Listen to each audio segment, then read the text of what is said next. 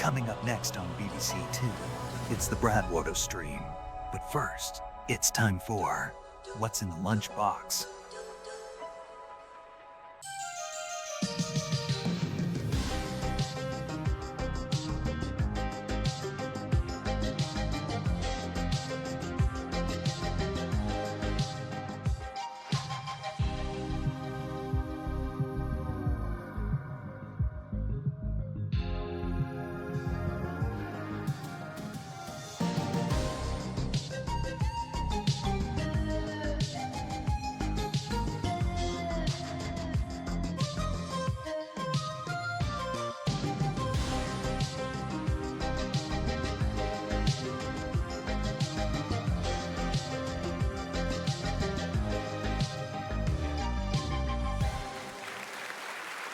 What's in the lunchbox today?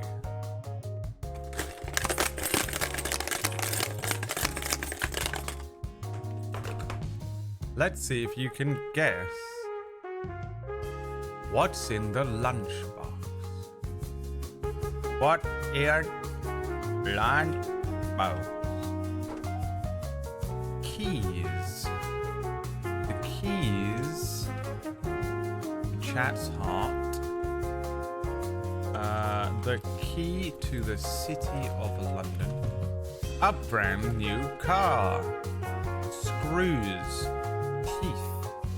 A empty wallet from not doing a D&D stream.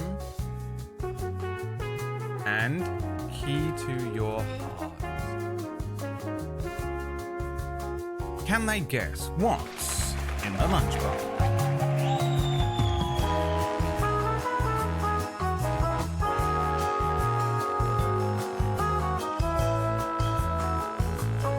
Can they guess what's in the lunchbox today? I could be one of those guys if I wanted. Today's episode of What's in the Lunchbox is brought to you by Dan2112 with an 80-month resub. He's always in work, working hard. Or hardly working. And Chicklet, who is always here because Chicklet is just praying that one day Ben Starr will appear on the stream. I would say today's episode is also brought to you by Crimbo Joe, who dropped a bunch of money on me offline the other night, and I very much appreciate him, because I've not been on stream for a few days.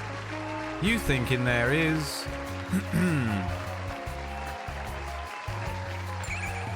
a brand new car.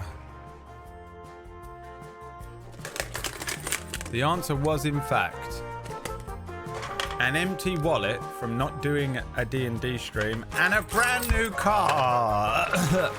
Almost threw up. A brand new car. You were both right. Both were correct. You know what? You were both correct. Pick a streamer. Fuck, I have to give you money. Fuck, I have to give you money.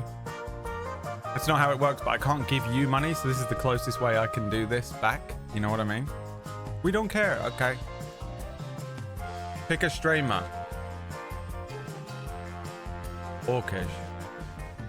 I'm banned in his chat, by the way. And I have been for weeks. Who else? If you don't type that name, I won't type it. Tom, absolutely desperate for someone to type Tom Bacons. The Ben Starr. Oh my god. No. Ratch. PB. Piscator. Tom Bacons. Alasdair.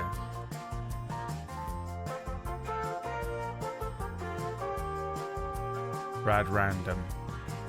Sorry, you're right, it's Leah.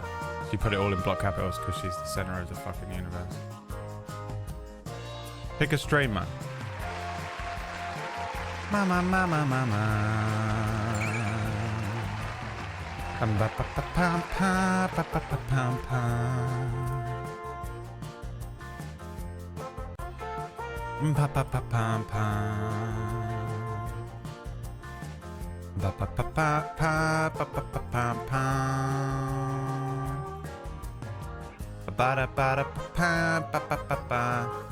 who do you want to win? Hilariously, the Brad Random channel. Insider trading. Absolute insider trading right now.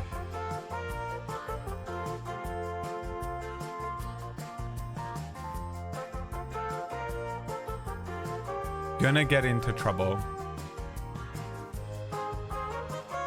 It's my 16-month anniversary. And we're gonna gift one sub because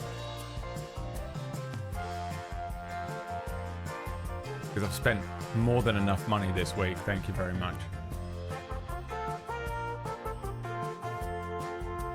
Can you guess what I spent money on? You probably think brand new car. You'd be wrong. You probably think brand new car. You'd be wrong. Oh, wow. Cool. Music is completely shut down and turned off. Great. Crashed. Great. Oh, that's why. Oh, wow. Oh, wow. So annoying. Oh, Windows. Oh, Windows. Imagine Windows ever worked. They have such a monopoly, don't they, that you just like, well, they can afford to just be, it doesn't work. So what are you going to do about it? You just have to accept it broken. And there's nothing you can do about it.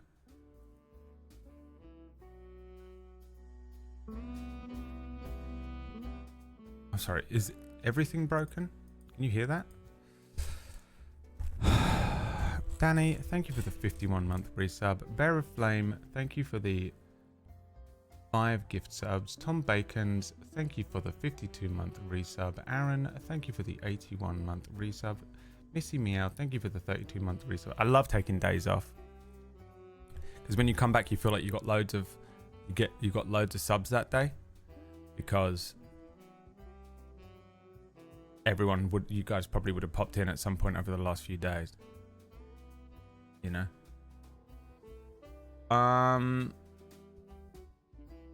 I'm back. Had a few days off. I'm sure no one gives a shit or even noticed. We're gonna do some D&D in a minute.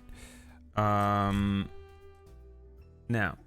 I was gonna tell you a whole story about how when I was younger I never learned how to drive, and so I did it recently and then passed my driving test on Friday, but then Ratch ruined it in one comment. I mean, I was gonna build it up. I was like, I'll just do literally the next 45 minutes was gonna be build up to it, and Ratch just straight up ruined it in one. I've silenced everyone for months, and Ratch just absolutely ruined the whole story in one comment. Yeah, that's what I've been studying for. And I know some of you are American and you're like, what? Huh? But if you're a European, you understand this. Hey, UK people and European types, you understand that we actually need to learn how to drive in our countries because the roads are crazy. In America, you don't need to learn how to drive. It's just a go-kart and you go from you're just on a giant, great big road, and it's so easy to get around. It's unbelievable because your country is 1 week old. So if you are American, I don't want to hear a word of anything. Yeah, that's what I've been doing. So you have to do a test. You have to do 2 tests. And one of them is a theory test, which is really hard to do when you're an old man.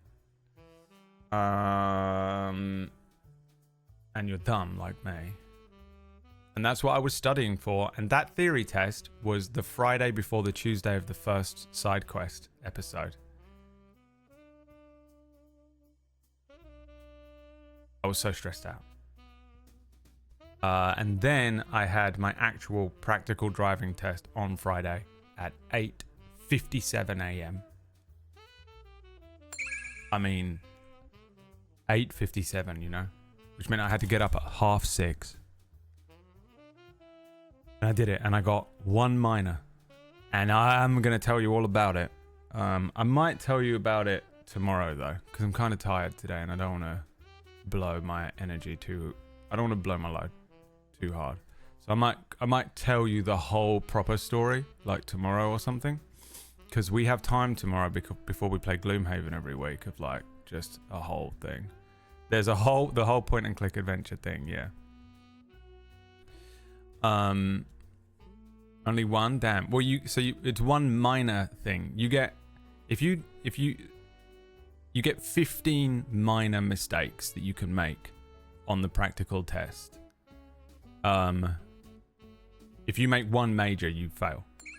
I had one minor on the whole thing, and I'm really pissed off because honestly, I reckon I didn't get any.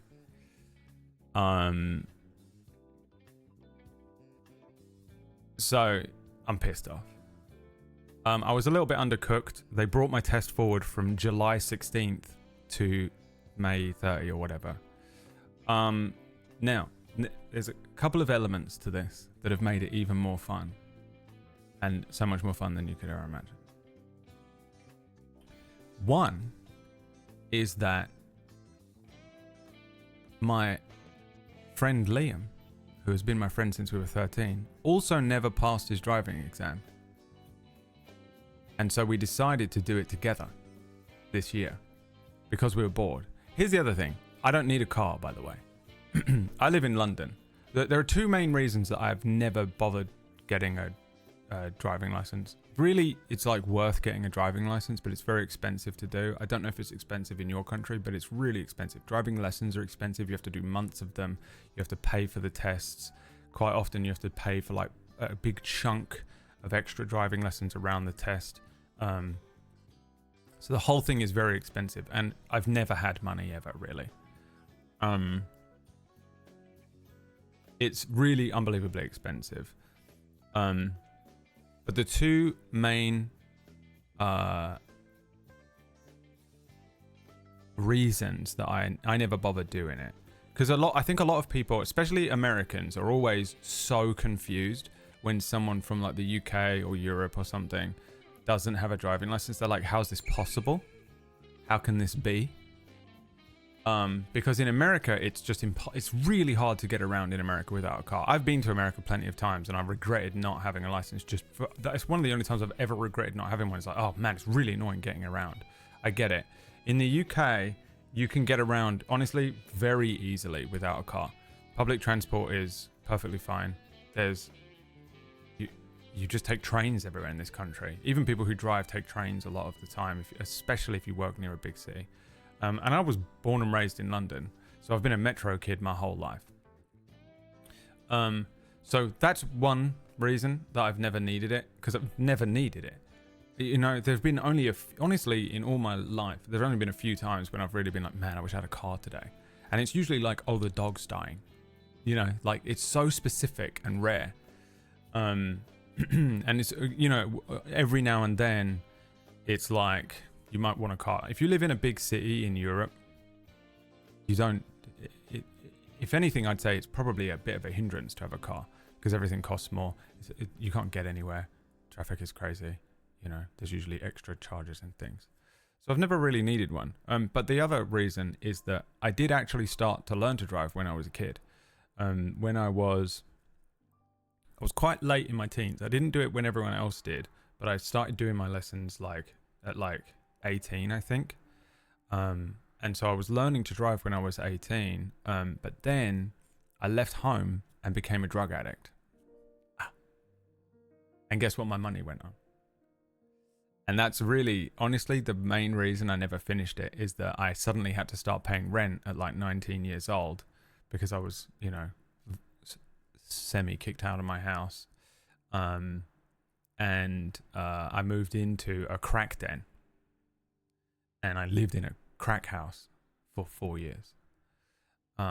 And so in that time, I was doing my lessons and, you know, I was about ready to do a test, or I think I did a test. I can't remember. I think I failed my first test. I did fail my first test because there was a car that stalled on a roundabout and I didn't know what to do. And I went, okay, well, I guess I can go. And then I was like, no, I'll wait. And then he stalled again. And then I went, well, now I have to go because it's just taking forever. And I went, and the guy was like, should have waited. And I was like, fuck. And he went, also, that was dangerous. So now you fail. And then I did like 2 more driving lessons, and then I ran out of money. And then I went crazy and took loads of drugs and spent all of my money on drugs. And then I was in debt until I was 30, mid-30s. And then, you know, I had no way I could afford it until I was, until really recently. And when I was living in Brighton, all I would do was just Uber into town 20 minutes. Drug money. Thank you. And then I moved back to London, and I still don't need a car. And I just want to state for the record, I still don't need one. Me and Liam did it for fun. Because it really annoys me when you speak to people from like usually America, but some people who are like, oh, how have you lived without a driving license? Very easily. It's really easy to get about in London without a driving license. But it's nice to have one and have the option to go to like really random places. So me and Liam last year last year was pretty shit for me. And Liam wasn't having a great time either. I had lots of money problems at the beginning of the year, and then I moved house, fixed all of that, and then got really sick for 6 months. And during that time, me and Liam were like hanging out a lot, and we were doing like a local walk. And we live in like a really shit area in London. It's like, I mean, almost everywhere in London is a shit area, but this is kind of just like a dregs area. There's nothing here. It's basically a suburb. And there's like a really shit little walk that we would do, and we've done almost every day for like the last year. We'll do like a 30-minute walk. Most of the time, just before I start a stream, I've just been on a 30-minute walk with Liam, and we go up and down and we chat about stuff, whatever. And it's nice because you know, when I was living by myself for a long time in Brighton, Liam was living by himself in this town, so we finally, like, you know, you have a human to talk to, and you're speaking to an actual human being, and even if you're just venting stuff out that you know, whatever, you're just chatting to someone. And during that process, we were just talking about like, God, it is so, this year has been so boring and so shit. It would be nice if, we drove to a different place to walk. Now you can just jump on a train and go. You can get like, there are high speed trains. You can get from central London to like Folkestone in like half an hour, probably less. And you can do like a nice walk around there.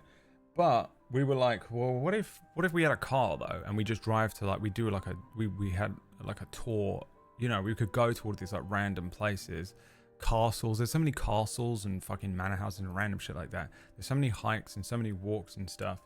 And while you can pretty easily get to them with trains and public transport, we were like, it might be more fun if we had a car. And then we were like, well, why don't we just do that? Why don't we just get a car? Why don't we just figure it out? So, you know, last summer, we set a plan to be driving by this summer. And on the sort of promise to ourselves that we would go out, you know, ideally like once a week, because I've been taking Saturdays off, and quite often on a Saturday I just mooch around and relax, or me and Liam will go for a longer walk or something. And we were like, well, what if we just, on a Saturday, we find some of these like nature parks or whatever, and we just go to them. We just drive to them. It gives us something to do. We go to a place, look around, come back, do a walk, you know, whatever. So we were like, let's do that then. So I sat there, I fucking budgeted it out. It has almost killed me. But figured it out, budgeted out how to do it, blah, blah, blah. Liam started doing his lessons at the beginning of the year. I started doing them a month or two after that. And we had the same company, and it's a company of 2 people that were teaching us. And so I just called the same company that Liam was with, because I was like, well, they're local, whatever. I call them up, but I get a different instructor. There are 2 instructors. One guy is teaching Liam. One guy is now teaching me. So then every day we just, you know, every week I'll go on like a lesson with my instructor. He'll go on a lesson with his instructor, and then we come back together and we discuss it. You know what I mean? And we've sort of just gone through this whole process together. Then you have to book a theory test. So you have to learn stuff like the highway codes and what stuff means and how to do this. And for some reason, there's like safety shit in there. It's quite hard to learn, but it's not the hardest thing you'll ever learn. You know, it's not like physics, but it's just chunks of information. So I spent a long time. You remember when I was saying I was like studying for something? It was for that predominantly. And so I booked my theory test in, and Liam booked his in. It's on the same day somehow, at the same time, in the same place. And we were like, what? That's so crazy. What the fuck? So we get to do that together. We go to this fucking test center, manage to pass it first time. If you can learn the Lancer system, you can learn this. Well, I didn't have to properly learn the Lancer system, so. But yeah, you're right. It's the only time I ever have to learn stuff like this is when I'm learning a new TTRPG system. But I haven't really used my brain in this way since I was a kid, since I was at school. It was quite hard to do. Really, genuinely, it was hard for my brain to like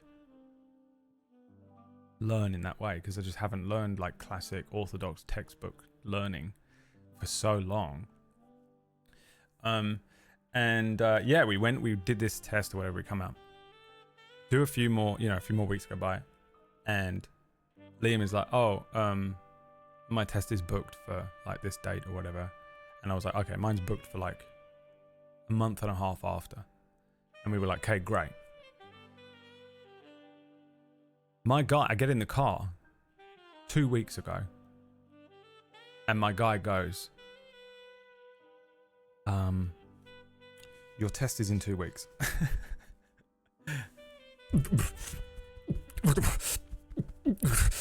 What? Coming. And I came. Just shit myself. Absolutely horrific. I was like, I'm not ready, bro. He's like, And I was like, cool. Let's go, I guess. As I'm driving around, I see Liam. And I'm like, hey, Liam. Go to my house. I drive to my house. He comes to my house. He's 1 minute away from my house. I don't know where he was going or what he was doing. And I'm like, when's your driving test? He goes, 30th of May. I went, guess when mine is? 30th of May. We get the same test date. Now, this isn't a thing they've arranged. This isn't arranged by these guys. This is random. It's just allocated, like government allocated. Completely random. I'm like, what time is yours? He's like, 9:07. Mine's at 8:57. 2 different places. The test centers were different. But what the fuck? You know, like the weirdest thing of like stars aligning. So I'm like, okay, what the fuck is going on here? And so then we're like, what if we both fail? That sucks. What if one of us passes and the other one doesn't? That's okay. What if we both pass? This is going to be sick. This is going to be so fun. So we go into the test. Both of us pass. This was on Friday. We went and got a car. Now, Liam bought a car. It's actually not my car. I have keys to it.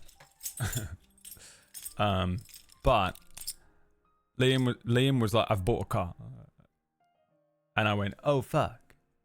Are both of your parents still together? No, I bought a car. I'm kidding. I didn't really. I was like, fuck yeah, dude, let's go. And he's like, I bought a car. We're going to fucking crash it. We're going to smash it up. We've named it Harvey because Harvey Dent. And neither of us know where the left-hand side of the car is. At any time, during any moment of driving, the left-hand side of the car, I've got no idea where it is. It's in Narnia the whole time. And at some point, both of us are gonna scrape that thing down a wall, and he's gonna become Two-Face. He's currently called Harvey, but one day his name will be Two-Face, and it's gonna happen.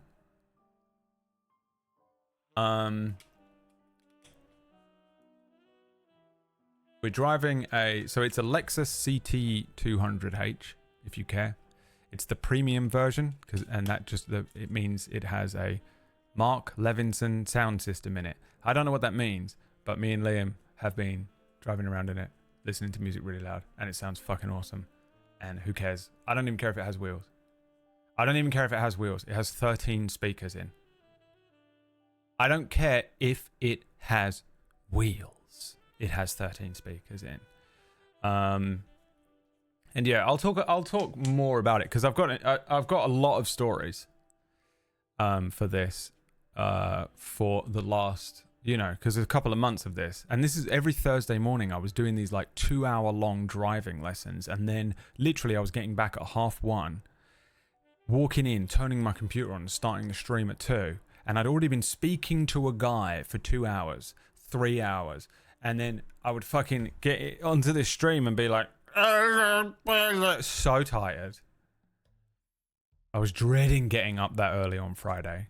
Somehow I wasn't actually like completely spazzed out about it. I was getting anxious on Wednesday, but then I woke up on Thursday and it was completely gone. And I was like, okay.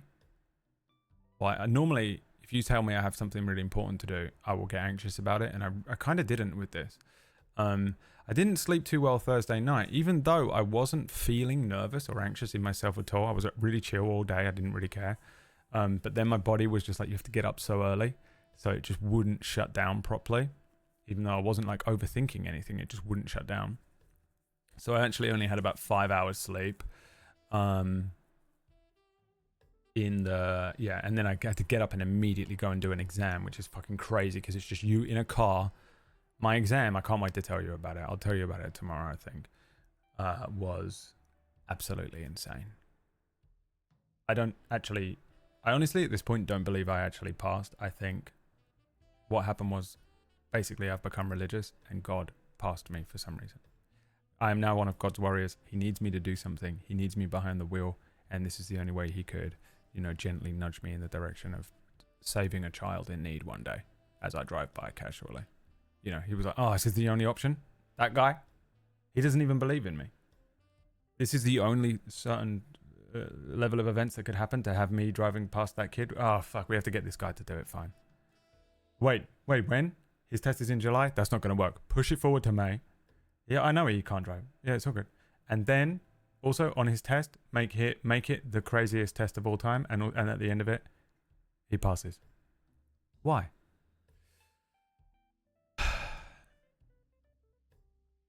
Anyway, smashed it, absolutely killed it. Both of us have been driving around.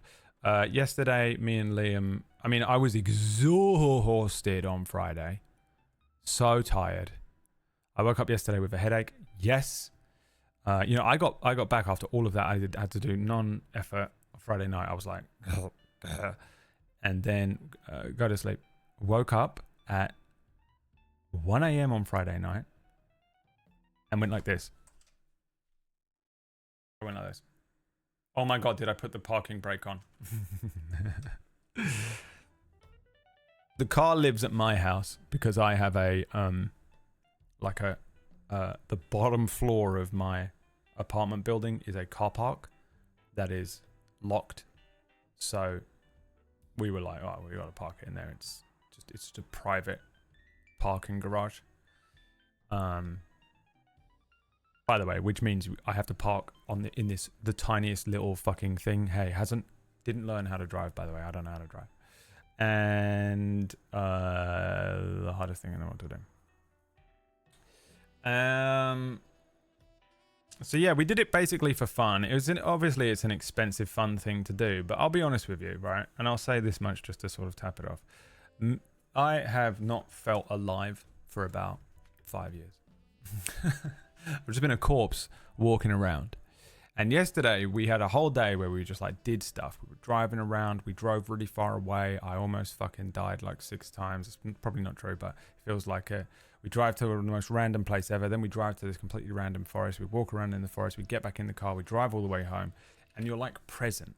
I was like present. I was in the moment. And I was like enjoying it very thoroughly. It's not like I haven't spent time with other people and been present in the moment, whatever. But there was something about there was a sense of achievement, because I set out to do something. Liam set out to do something. We did it.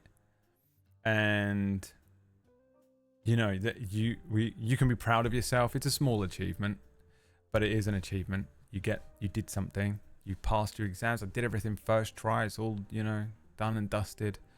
It was hard. It was hard work, but it was like, you know, whatever.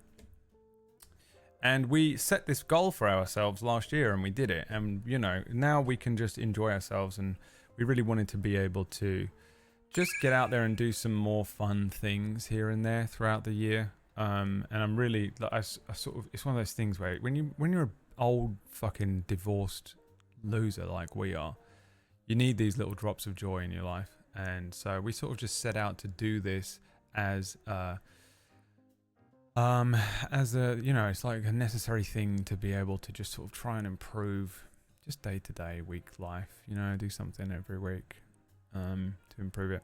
And it's been honestly quite a fun experience. And then yesterday was absolutely hilarious. Me and Liam have just been driving around for 2 days. I'm actually really tired. All of yesterday I had a headache until really late at night. And I've never driven a car late at night. Now, I've driven cars before. When I was younger, I did lessons. I also have illegally driven cars a few times. Don't tell anyone. But it was years and years and years, forever ago. But what I've never done is driven at night. And last night, Liam was like, I'm too tired to drive. You drive. I mean, a gay couple. Too tired to drive. You drive. And so I drove us around at night for the first time ever in my life.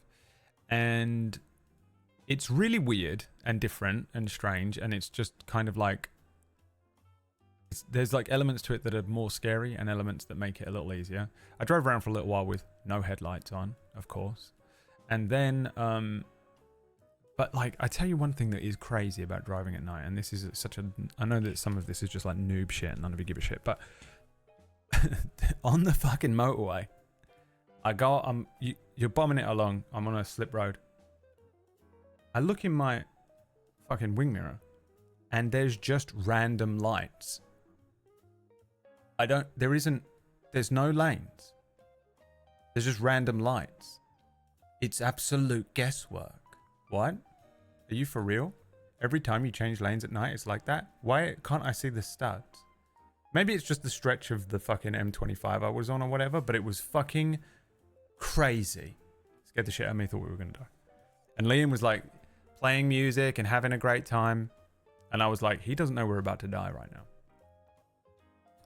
He has no idea we're about to die right now. Yeah. It's been very fun. I really enjoy driving around. I don't think I'm too bad at it, to be honest. You probably have to ask Liam and my driving instructor. But I don't think I'm too bad at it. I generally enjoy it. You know, I'm sure me and Liam are going to fuck up. We're going to make loads of mistakes. You know, we have to really get out there and drive around. I posted some pictures on my Instagram as well of like us driving around. And I think Liam posted one. There's one of me driving around if you want to see me driving in the car and you want to see what the inside of the car looks like a bit. Yeah, that's where I've been. That's what I've been up to. And that's what the doctorate was. You know what I mean? I'll talk about it. I'll get into some more detail about it tomorrow before we play Gloomhaven, though. I'll tell you the story of my driving test and stuff because it's kind of funny. And I will not be taking any questions at this time. I honestly fucking hate speaking to anyone who has any opinion on any of it. Looked like a chunky trip for your second day of driving. Yeah. Do you know where we went, Tom? We drove to fucking Ashford. Anyone know where that is? Because I don't. It's like an hour and a half away. And the whole way down there, I had to drive there and Liam drove back. But on the way down there, I was the experiment child and we went a crazy route. The sat-nav we were using kept turning off every time we came off the motorway. So I'd come off of the motorway and I'd have to hit a roundabout. I had to there was like a double or a triple roundabout at one point.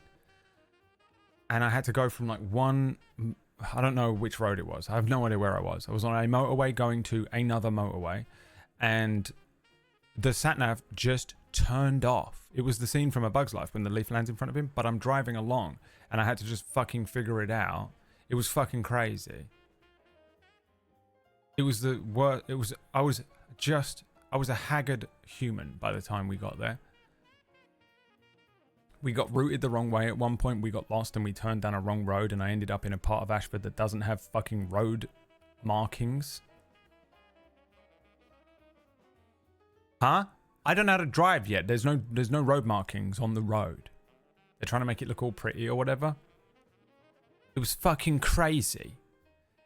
You know? Then we get lost trying to find this forest, and I end up going down this fucking weird, tiny little country road. I don't know if you guys in America just look up like English country roads if you want to know the difference between what it's like to be an American driving in Europe.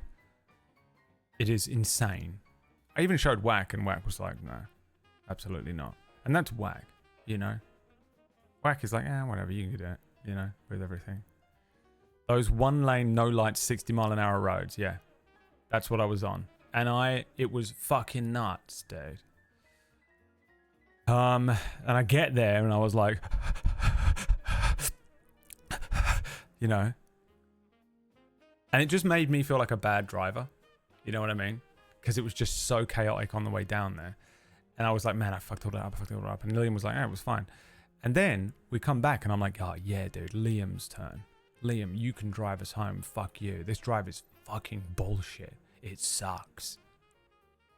And then we changed all the sat nav and everything. So he already didn't have a broken sat nav to do this drive with. And we kind of knew that. Dude, he got on one road and drove for a little bit and then got off. And I was like, huh? Why didn't it take that route down there? Why did I have to do 2 triple fucking roundabouts? Why did I have to do a crazy route through a fucking middle of nowhere? Why was there a part of town where there was no road markers? And he got on one motorway. There's a route to... Are you kidding me? We drove... It felt like we were in the car for 10 minutes and we got out at the other end and he was like, oh, that was lovely. I was actually genuinely so pissed off. So we're going to go somewhere else next Saturday. And by the way, Tom, if you want to come on one of these trips with us, I'll give you my address. It's fucking easy as shit for you to get to here, I think. You can get in the back. We'll take you out in the Lexus. You can meet Harvey. But we're gonna do another couple of trips just to get used to it, you know. But he's driving us there. He's driving us there next time. I'll say this much. I leveled up a lot yesterday. I had to hit... There were so many random things that happened, you know. Like, some stuff I'm like, I don't know if that was my fault or not. Probably because I'm so new, maybe. But sometimes I'm like, I think like, that guy's just a fucking idiot. And I know I'm like, yeah, I'm a day into it. But I think maybe that guy's an idiot. And that's all that happened there. There was a couple of like, mad moments and like crazy, like, oh, what the fuck do I do? And I haven't got a great wealth of information to draw from here to just make a good decision. So I'm just like risking, hope. But man, do I feel like I gained some levels. I already feel like I leveled up so much. I've only driven by myself once. I've driven a couple times by myself just to go and pick up Liam. But I went to see my mum this morning. I drove down there and took her out. Drove around with her for a little bit. Oh, that reminds me. I took a picture of myself. I parked. My sister wasn't allowed to come out to play because she's got her like in-laws over. And I drove to her house, parked in her parking spot, and then I was going to send the picture to her to wind her up that she's pissed off she doesn't get to hang out with us, you know. I'm going to send it to her now just to wind her up.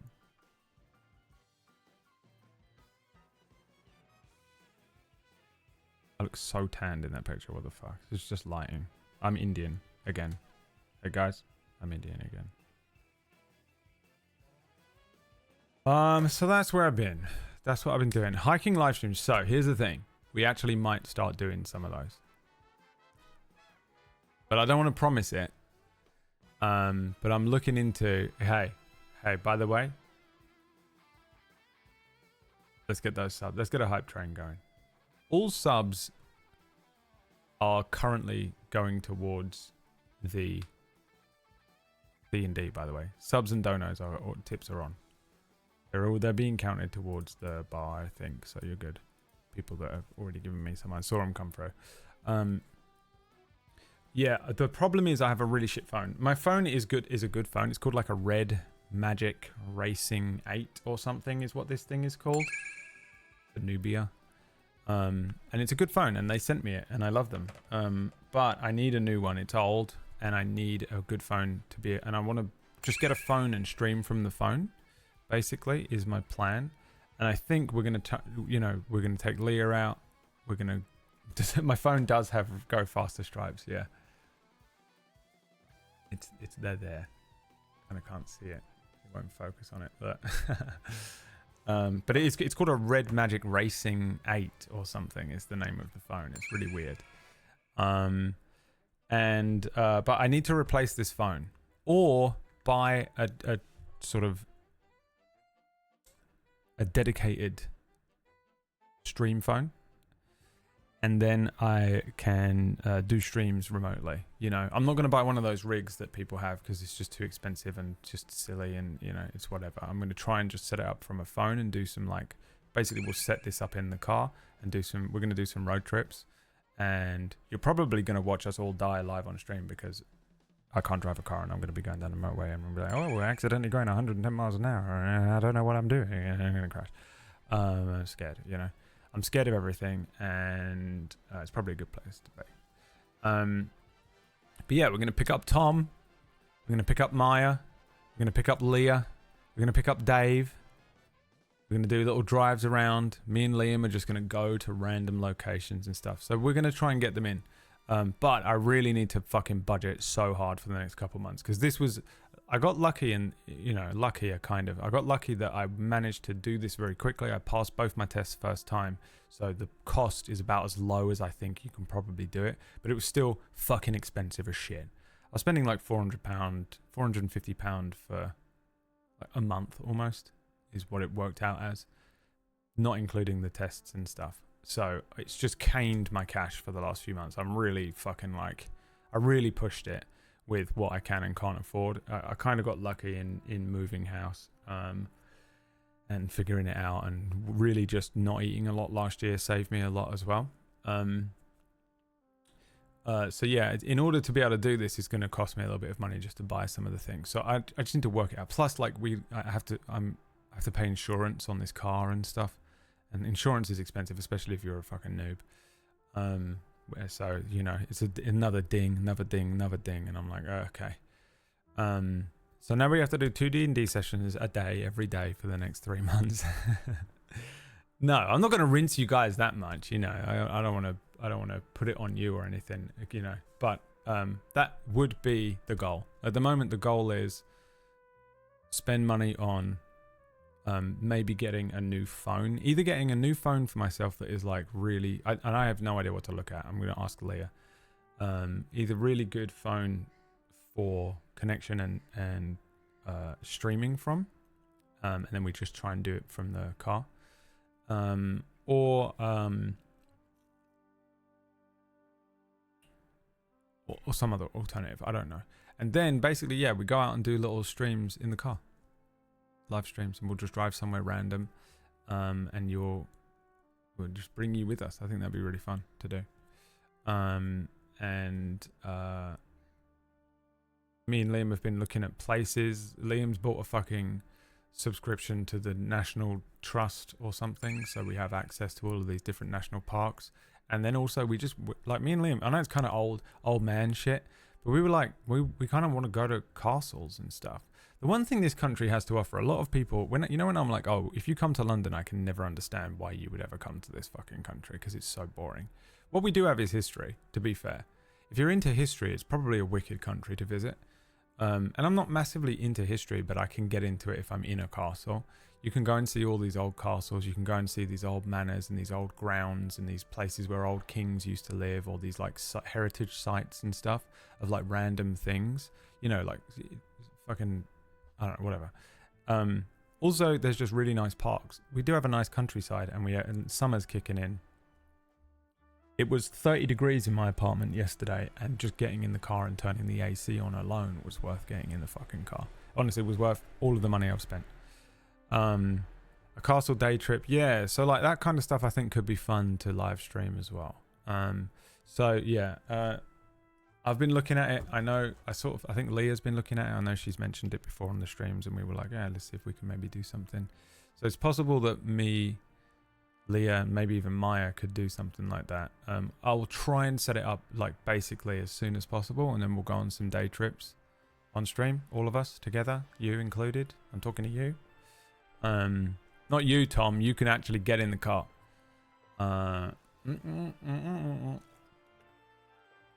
But yeah, it's pretty expensive because basically I didn't realize how expensive phones were.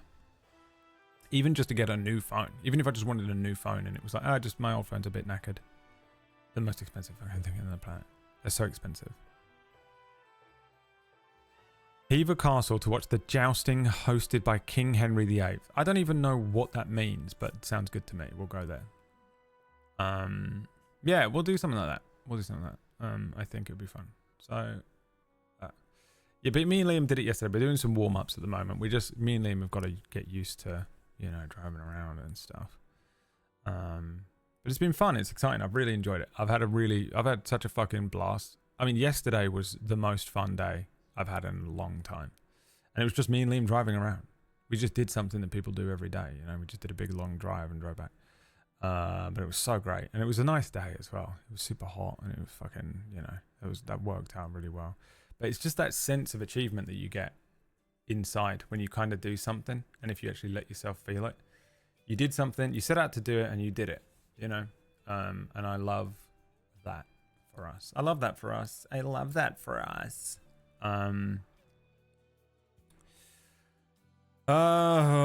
But yeah, I'm pretty tired. My hope today was to do some D&D and then play some Expedition 33, but I just don't think it's going to happen because I'm just real fucking low on battery. And to be honest with you, I'd like to end the stream, eat some food, and then maybe get out in the car. My new hyperfixation and addiction. I'm about as addicted to driving that car as I am to Expedition 33, and those are the only two things I want to do. Dude, it's annoying because when you're doing something that is objectively fun, like I was playing Elden Ring today. I got up and I played like an hour of Elden Ring. And I was like, this is really fun and I'm really relaxed and I'm chill. But do you know what? I want to be playing Expedition 33 or driving that car. And you're like, well, your life is great, dude. You're complaining. But it's not that I'm not enjoying what I'm doing. It's that because I'm so hyper addicted to these other things, it reduces the impact of the other good stuff you do by a bit. Drive to mine, we'll sit in the garden. Yeah, absolutely. That's a good idea. Do I have to... What's that fucking charge called? Obviously don't say where you live, but are you in that weird little zone? Oh, actually, I think we're good. I think our car is... I can't remember now. What is it called? You can only go there if you have if you have a certain type of electric car, right? Is it hybrids? The ULEZ? You're in the ULEZ. Oh yeah, okay. I think we're good. What the fuck is ULEZ?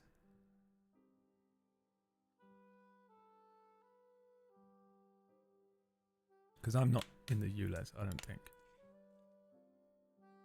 Oh, if your car is less than 20 years old. Alright, we're good. We're good. So yeah, that's what I've been doing, man. And it's been very fun. It's been very expensive. It's been hard. There have been some days where I've been really tired because I've had to get up and like do some of this stuff and then go and that week. Honestly, the theory test week was so hard because I was like studying every night trying to learn this stuff, and then get up and do like streams and then set up a table story show. I was preparing. I was in the final fucking countdown for side quest, and it's just the most pressure and stress, And I was like, this was a mistake. Ultra low emission zone, that's right. Okay, yeah, I see the signs. There's one there. I can basically see it. It's like, be careful, the ULEZ zone there. I thought it was that you needed an electric car. Which is what I have. I have a hybrid. He's a cool car. I like the car. I'm gonna buy it off of Liam. I'm gonna buy it off of Liam when Liam buys a fucking Mercedes or something, because he won't be able to help himself. And I'm a little council estate child. All right, look, who is giving me money? Sleth, thank you for the 40 months. I appreciate you. Moonfish, thank you for the 31 months. I appreciate you. Penny, thank you for the gift sub. Anonymous, thank you for the gift subs. Nina, thank you for the gift subs. Shadow, thank you for the gift subs. Gabriel, thank you for the gift sub. Wizard, thank you for the gift sub. Ratch, thank you for the gift sub, even though you owe me more because you spoiled the entire surprise. Mr. Kip Kip, thank you for the 98-month resub date. Indo, thank you for the drug money. Dan, thank you for the 5 gift subs. Kara, thank you for the 52-month resub. Dabiru, my son, thank you for the 64-month resub. Danny's, thank you for the 51-month. Bear of Flame, thank you for the 5 gift subs as well. And Ratch, that's more like it. Thank you. El Olmo. He tried to gift a sub to Elmo, but I spelled it wrong. No, don't give me any money, Ratch. You ain't got the money to spend on my bullshit. I'm only kidding. Petrol after 2005 and diesel after 2015 are generally fine. Yeah, okay. We're fine. The petrol on the car hit. The little light came on this morning. Completely forgot to put fuel in the car. And I drove, and I saw it come on, and I drove past the gas station and went, you know what, I'm going to pick up Liam and make him do it.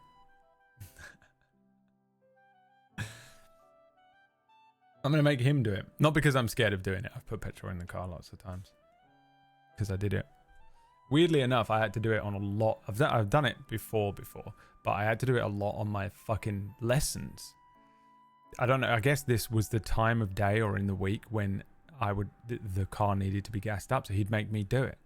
He was like, I remember the first time, it was like one of the first lessons I did. He was like, have you ever put fuel in this car? And I was like, no. And he was like, do you want to try? And I was like, fuck it, I need to learn how to do it one day, you know. But the pay at pump ones are so nice. It pisses me off because there isn't one near me. Unless, you know what? I'm going to drive to one tonight and see if it is one. Because that is fucking so easy to do. I love that shit. Remember, I'm old. And when I first drove a car, it was 20 years ago. So it's kind of strange being in a car that has like cameras and shit, you know? Like when I first learned how to drive a car, first ever learned how to drive a car, and no such thing as fucking cameras and, you know, pay at pump stuff. The car I learned in had a 360 camera.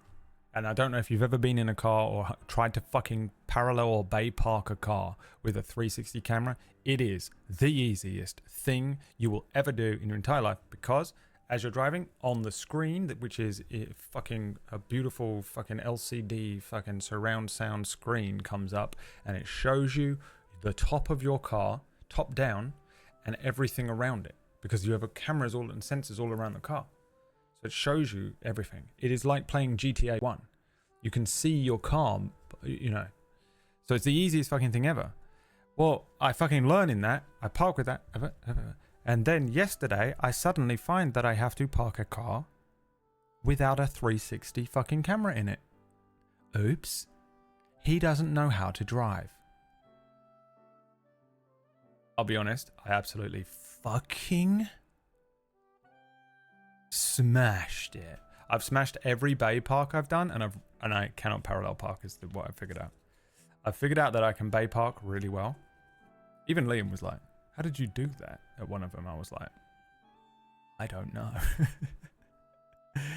And, but parallel parking is rough, dude. I went and parked at my sister's today, and she's on a hill, and it's a reverse up a hill, and the road is turning. So it's like you're going downhill and the road is curving, and I had to parallel park like that. I've never done it before. Wasn't pretty. Wasn't pretty. Last night, me and Liam drove to the mall, and we went into the quiet bit of the car park, and I was teaching him my secret method of parking. Been driving for 6 years. Have reverse bay parked 3 times and parallel parked maybe twice since passing. Where do you live?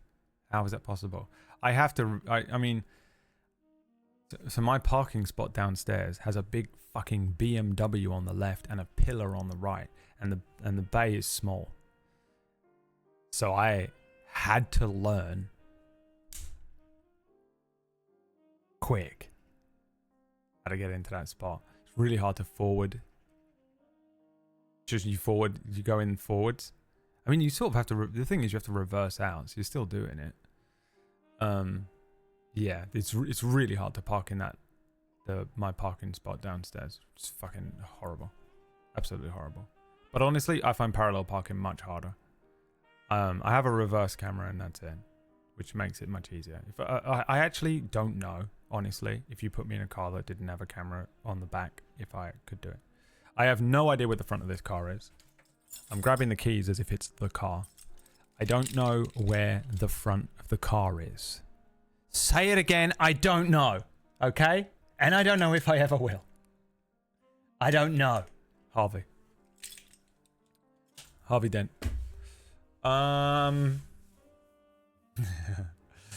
It comes down to who does it first. Who's going to dent Harvey first? And who's going to full on two-face him? Me or Liam? Place your bets. My money's on me. Because this car is pretty similar to the one that Liam learned to drive in. Whereas for me, I've never driven a car like this. It's really, really different. Everything about it is incredibly different, actually. The braking and the other thing is different. It doesn't know what bits of a car are. The gas is, the accelerator is really different, and the braking is the brake is so much more like you just have to. This is how much you have to push the brake down. You ready? This is the brake pedal. That's an emergency stop. Did you see it? I'm sorry. Did you not see it? Watch. You ready?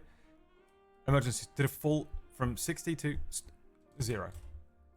You can't touch it. You touch it and it comes to a full stop. And I'm like, oh my god, this is so sensitive. Oh my god. Hi, Floral. I've kind of figured it out. The gauntlet yesterday, I got used to it a lot more. And it has the parking. I've never seen this. I don't know if this is a Lexus thing or what, but the handbrake isn't a handbrake. It isn't even just a button. In modern cars you just have a button that's the handbrake. It's a foot brake. So it's the leftmost pedal in the car. You push it down. It goes like this. I feel like it's in trucks, yes. It's one of them. And that is why I woke up at 1 a.m. the other night and went, oh my god, did I put the handbrake on? And I was like, well, it doesn't, it's probably not going to roll off. It's flat ground down there. But I was like, but what if it's currently in the middle of the car park? How do you do handbrake turns? I don't know. I guess you don't. It's really strange. And that's the pain. That's what it costs to have a Mark Levinson surround sound system in it. What does it mean? No one knows. What does it mean? No one knows. Anyway, that's what I've been up to the last couple of days, driving around in the Lexus, me old Lexus, me old pal Harvey, who I'm sure you'll get to meet hopefully soon. If you give me a couple of, I'm still really tired though. I didn't sleep very well on Friday night. I thought I would sleep really well, but I only got 5 hours sleep on Friday night as well, and woke up at 6:30 yesterday and was like, I'm awake. I guess I'll go drive around.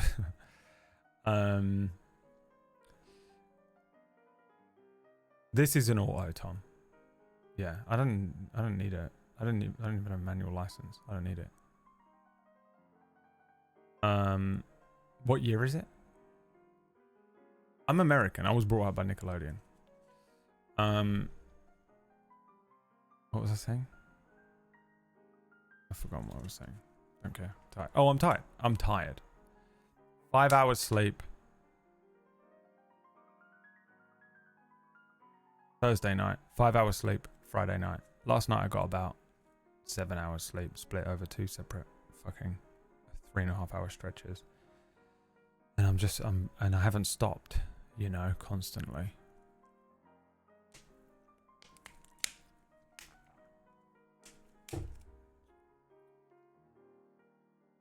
Now, I don't know if you guys were giving me subs there as like a congrats thing or not. But if you were, thank you very much. If you weren't, I guess we better play some D&D, Euro Truck Sim. Oh, bro, I'm going everywhere. I'm going to Germany. You want to come? Ratch, come back to England and we'll go to Germany together. And if you want to watch that, I suggest we play some D&D right now. Let's get some D&D in, man. And we haven't played in 2 weeks. We did the stupid podcast last week. No one wanted that. That wasn't fun or interesting. And I honestly, genuinely couldn't remember anything about where you were in D&D when I woke up this morning. And then I logged in to our D&D game and saw a plesiosaurus.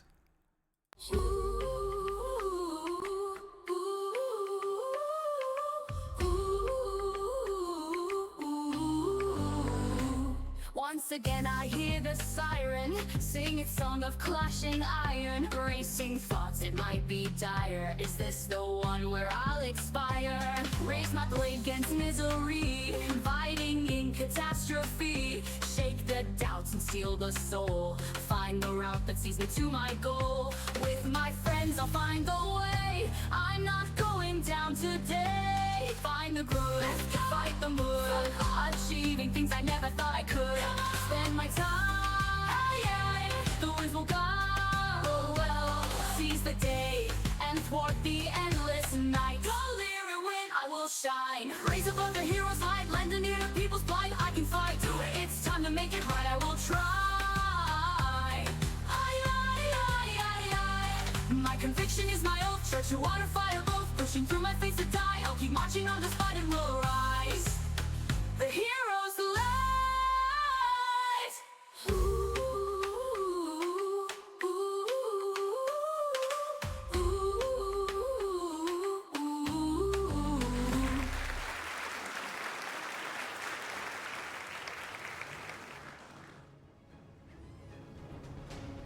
It is time, once again, to fight. Fight for your right to Plesio. Now, how do you say it? Plesiosaurus, plesiosaurus, plesiosaur? I don't know. Bam. All right. We are 5.678B23291 dollars in to pick a prize. Oh, the spins didn't count. Fuck. Let me work it out because you guys have been very generous this morning. What do we got? 1, 2, 3, 4, 5, 6, 7, 8, 9, 10, 11, 12. Okay, 12. Are you ready? Plus 5, 17. Plus 2, 19. Plus 10, 29. Plus 5, 10, 39. 39. Let's call it 40. Let's call it 40. We're at 40. Thank you very much. I appreciate it. All of that goes towards paying my incredible debt that I've racked up the last couple of weeks. Let me hit reset on this and hope that it works now. I don't know why it didn't. I figured out how to get this to work because it's really annoying when that does that. On the subs. So.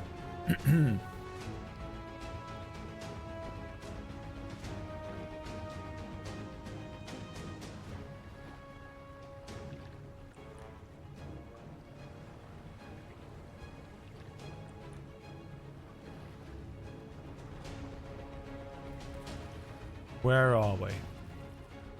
That's right. It has a gleaming gem in its head. So Leary, Lancelot, and Snotflap have been sailing down the cliffside ocean from the witch's hut down to the last, I think it's one of the, it might be the last site of side quests for Badgerbrook West, the site of a fallen star. In doing so, you have to do a bunch of different checks. You got into a previous fight, and then something happened to activate this fight as a creature which will remain nameless for now because I'm going to tell you what it is, makes its way towards the rowboat. You're in a tiny rowboat. I think it's broken now. I think it got battered.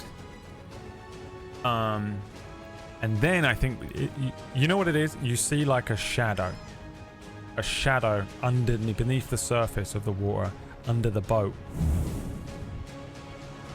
Snotflap glances over the side and there's like a long serpentine neck begins to lift up out of the water, cutting through the waves like a blade, sort of slick but mottled skin, and then a plesiosaur bursts from the water with a gem sitting in the dead center of its forehead, just above its eyes.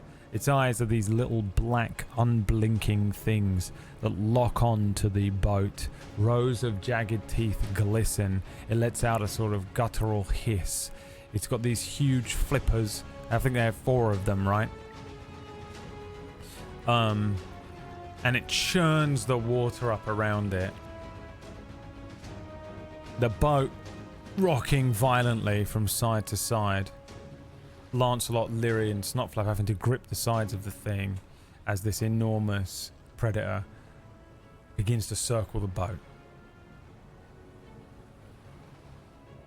Let's spin the wheel first. Let's go. You get 4 wheel spins. And the first, to see how you open up this.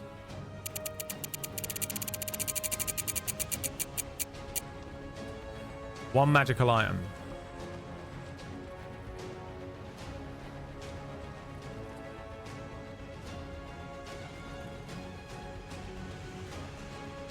Is that what led to the gem in its head last week?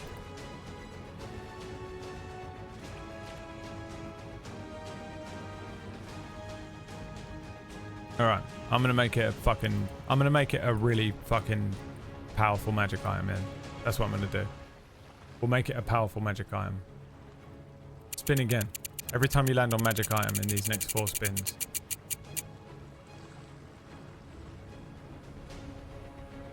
Hexed. Now I have a hex list, don't I? It's time. Roll me a d20, chat. Exclamation point, roll d20 in the chat. The spell wind takes a little, leaves a mark, and whispers as it goes. You have become Hex. You can take the first roll. A 6 from Lolly. Hex mark. Reduce your maximum HP by 1. A faint glowing sigil appears on your skin, pulsing during rest. Alright, not too bad. Reduce your HP by 1. So let's have a look. Where are we going to put that? I guess we can just add an effect. X mark.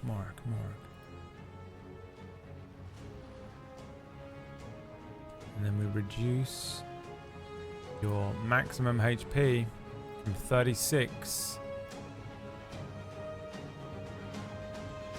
to 35. Nope, that's your current maximum HP. Overall bonus -1. There we go. We'll do that. Okay. Next spin.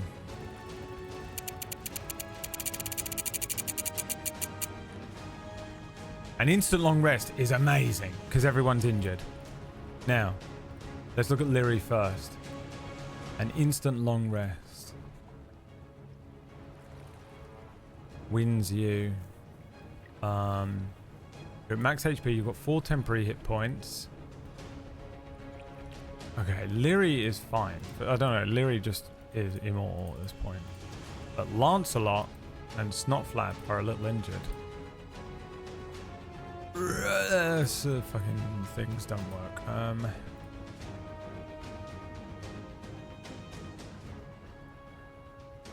Does he have 39 HP? What is that?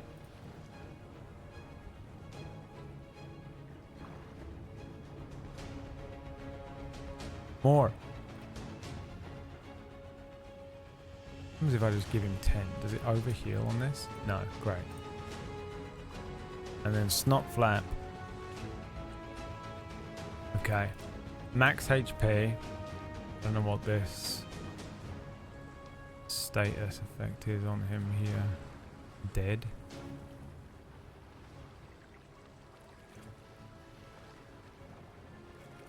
It says he's dead, I don't know why.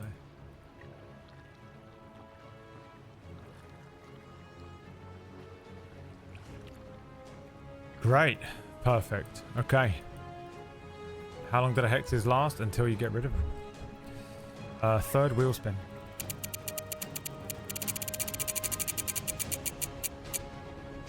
A wild magic. Alright. Alrighty.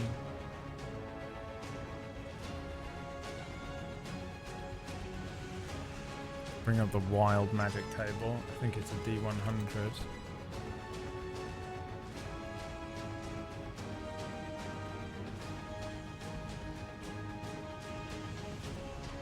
D100 going in. 97. Oh, you're surrounded by faint ethereal music for the next minute.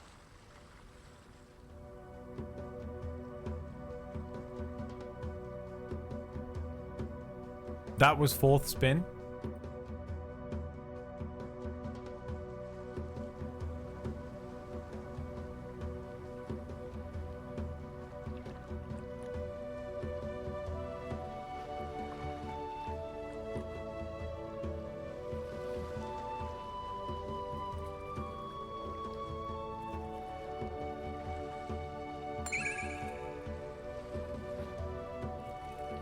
Thanks, Rabbit Abs.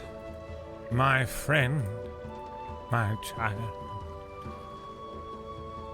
My. Ah. Alright, well that's not too bad then. Alright, faint ethereal music begins to play. And that is when I will ask for an initiative from you. Everyone roll me initiative, please. Your lives are in peril and danger. Your lives are in peril and danger.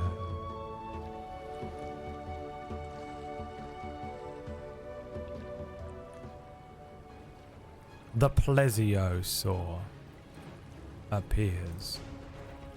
Just opening everything on this page as well. Let's pull up our plesio. Plesiosaurus. A Plesiosaurus. Wow, a Plesiosaurus. Wow. That's so nice to see a Plesiosaurus. I'm very tired, I'm so sorry. I do very much apologize. I've been very lax on the Sunday streams, but I've been burning the candle at both ends with a few things lately. Why is this not working? Oh, there you go. I'd have to do this separately. Okay. Alright, fine, whatever. Roll NPCs. They're all NPCs apparently. And then you rolled what? Lyri has a +3 to initiative. We'll take the second roll. 14, so 17.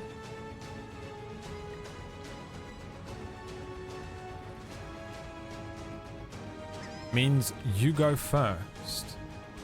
Plesiosaurus is currently 30 feet away from you and swimming.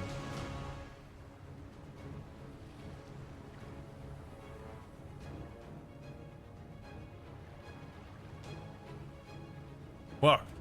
Doubt. Lyri. Do. Classic options on there for you. Attack with the longbow. use the Scroll of Spirit Guardians. You have 5 out of 7 charges left.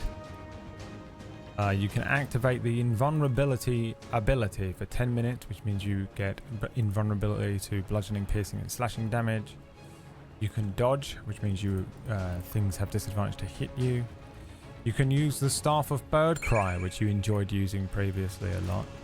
Everyone's fully healed, so you don't need any healing options. You can summon Diablos, and then your bonus actions you can figure out. You can figure out when you get to it.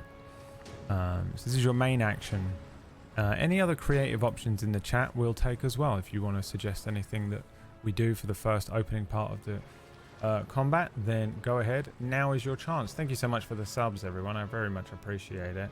I will be looking at some... Maybe we could do it on stream a little bit. I don't know. Maybe look at some different phones. I don't know anything about it, really. If Leah doesn't have the immediate hookup, I will defer to... We could do a little look at it. All of a sudden, thank you for the 42 months. No, 26 months. You're all of a sudden 42. So, unbelievably tired. And I'm very sorry. Throw our rations into the water. Maybe it will eat them. Dance the ancient Plesiosaurus greeting dance. Rat Jam. Diablos opener. Animal handling to see if we know enough about the creature to avoid fight. Brad think. Shoot an arrow with a rope tied to it and try and pull the boss closer. What a fucking absolute classic opening move for like a seafaring adventure, you know.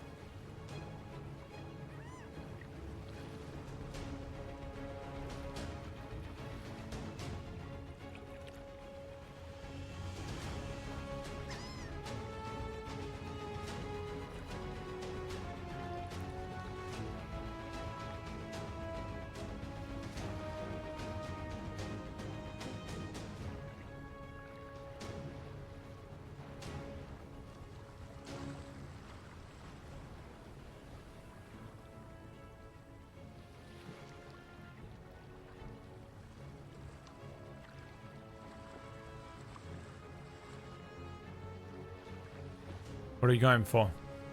6 on see if we know about the creature. 6 on summon Diablos. Can anyone split the tie?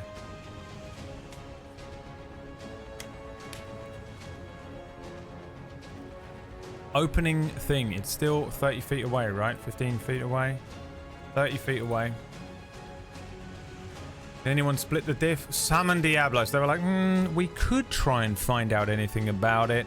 And instead, Lyri stands forth at the bow of the boat. 1 foot on the boat. Brings up the Pokeball. Clicks the button. And then...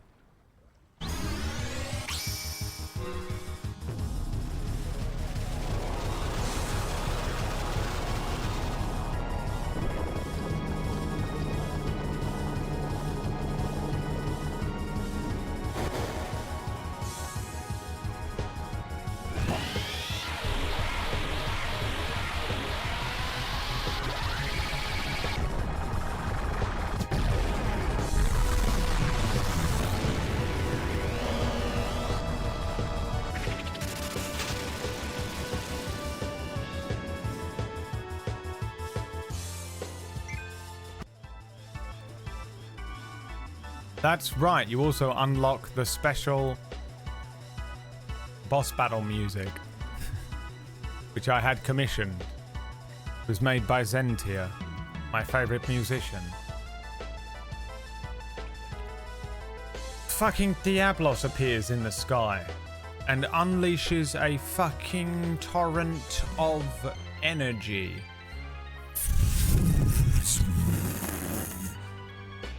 The Plesiosaur is annihilated by a lot of damage because... Let's see, let's remind myself what it does. I forget how much it is every time. All enemy creatures within a 60-foot radius of the point Diablos is summoned must succeed on a Constitution saving throw of DC 8 plus the proficiency bonus plus the modifier. What is that and why don't I write it in this?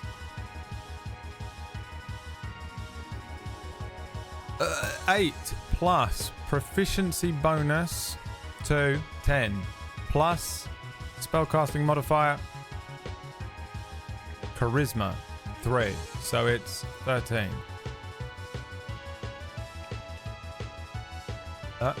DC 13A.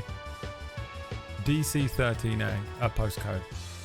On a failed save, the creature's current hit points are reduced by 55%, rounded down. On a successful save, the hit points are reduced by 27% instead, and he is stronger in hell. All right, 55% or 25% damage guaranteed. Let's see. A con save. Got to beat a 13. 1. Rolled a natural 1. I used all of my luck on Friday. But you should be pleased. The thing gets absolutely fucked up. Let's see.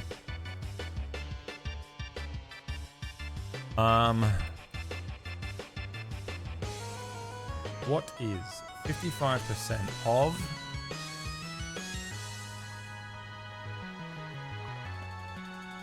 you do 37 points of damage.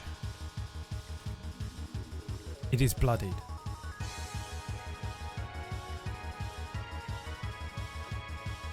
You did not use both hands for this, so you have a bonus action if you would like to take it. We'll put it in the chat room. New poll. Bonus action. Reload, reload, reload, reload, reload, reload, reload, reload, reload.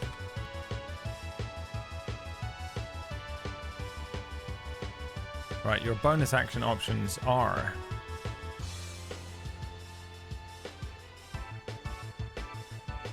activate second wind. You're not injured. Throw a dagger. Drink potion. You have different potions. Choice to be decided. TBD. That's in the Twitch chat, that poll. It is live. Live.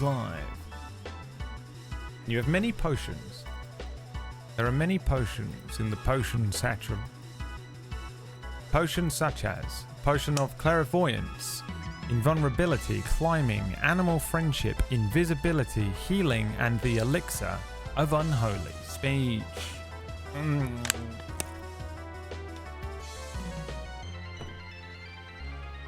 Got a sore throat because I've done nothing but suck dick for 2 days. Sucked off the examiner and that's how I passed. Nope, just haven't stopped speaking, even though it was I haven't been on stream. I've probably spoken more than ever. Oh no, we're not. We're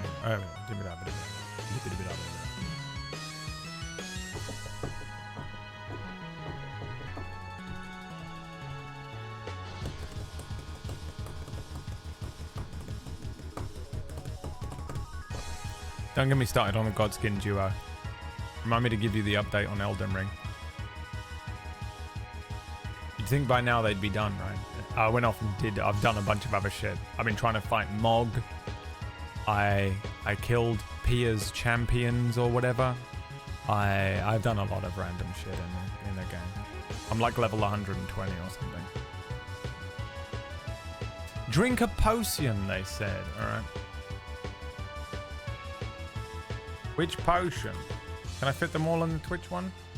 So it's going to be, the choice is going to be invulnerability,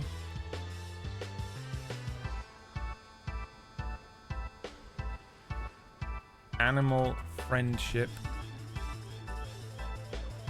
climbing, invisibility, unholy speech. Because you don't need a healing one. You are full health. Choices in the Twitch chat again.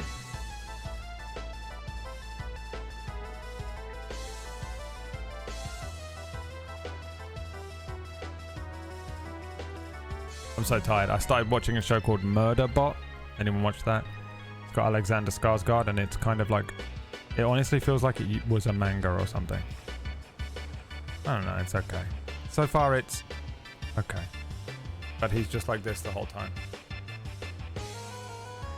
That's how he has to do the act. They have the cool spear, right? Oh, the plesiosaur?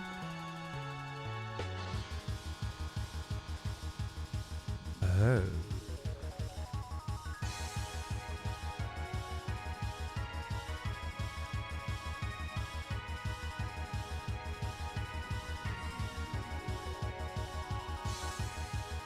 You have chosen to drink the potion of animal friendship. I guarantee you're going to regret this. I guarantee you're going to regret this. When you drink this potion, you can cast the level 3 version of the animal friendship spell. The target a beast you can see within range, the plesiosaur. The target must succeed on a wisdom... Oh no, you're not going to regret this. It lasts for 24 hours. Wait. Target the beast to succeed on a wisdom saving throw or have the charm condition for the duration. If you or one of your allies has damage, the spell ends. Okay, so it must succeed on... So I'm assuming you're drinking this and casting this immediately on the plesiosaur, right? That's what's happening here. Glug glug. And then... And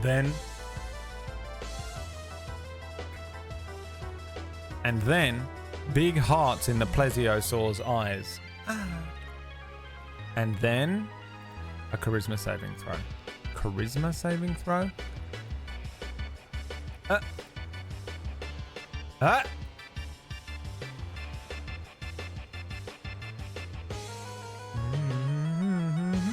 Wisdom saving throw. Here we go, baby. The plesiosaur makes a wisdom saving throw. It's got to beat a 13. Will become charmed. He used all of his luck. Okay, here's what happens.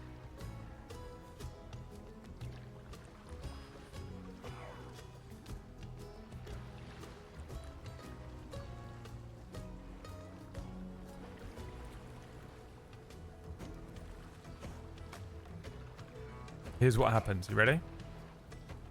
The scene goes blank. We cut back to what essentially looks like this. Ash riding on the back of a Lapras. The damaged boat is being pulled by ropes down like a carriage being pulled by horses as you see the damaged boat being dragged and pulled along by the plesiosaur.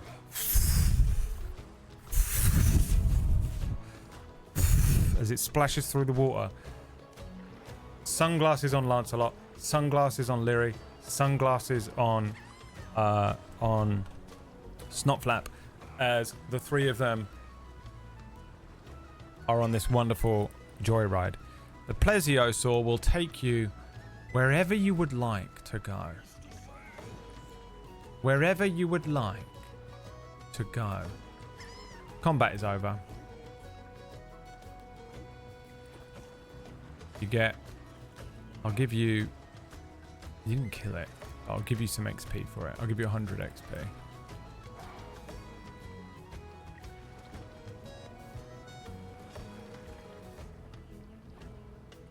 I'll give you 100 XP. If you'd killed it on the first turn in combat, which you did, I'll give you an extra 50 XP. You're welcome. It is absolutely, it got absolutely fucking annihilated. But you know what it is? It's that thing in video games where you have to injure him in order for him to like calm down and then capture him in the Pokeball. Would you like to name the Lapras? Put some names in the chat and I will...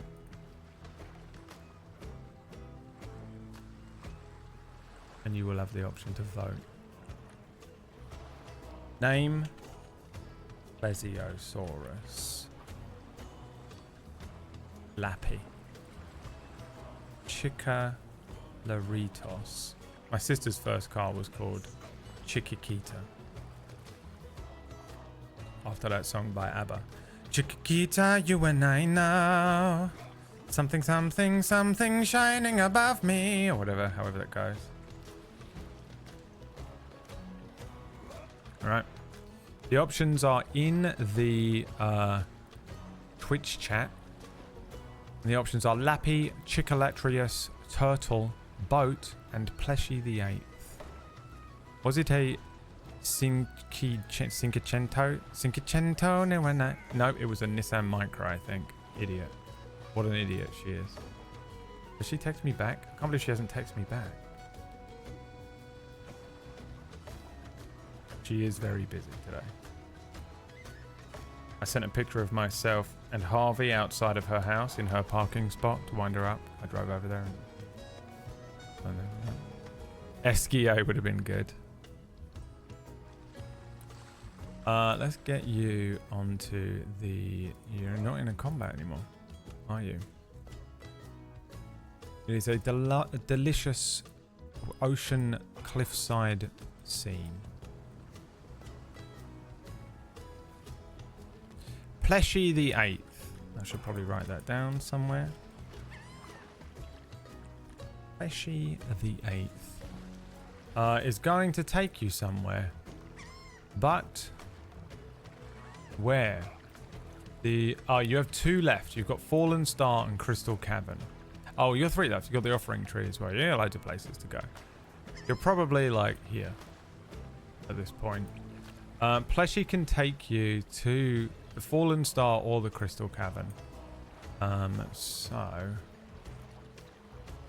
let's give you that option as well. You can pick. It is, after all, an MMO. The Fallen Star or the Crystal Cavern. And that is in the chat room again. A little easier for me to use the chat room for options that have less than all the other ones. So we're just going to use that for this. In the Twitch chat, Fallen Star, Crystal Cavern. The choice.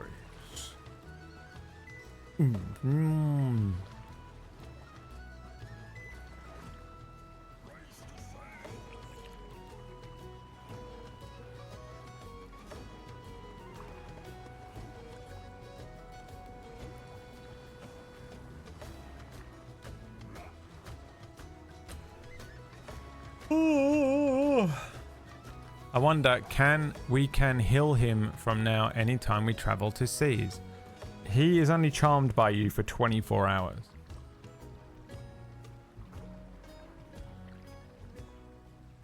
Brad, what?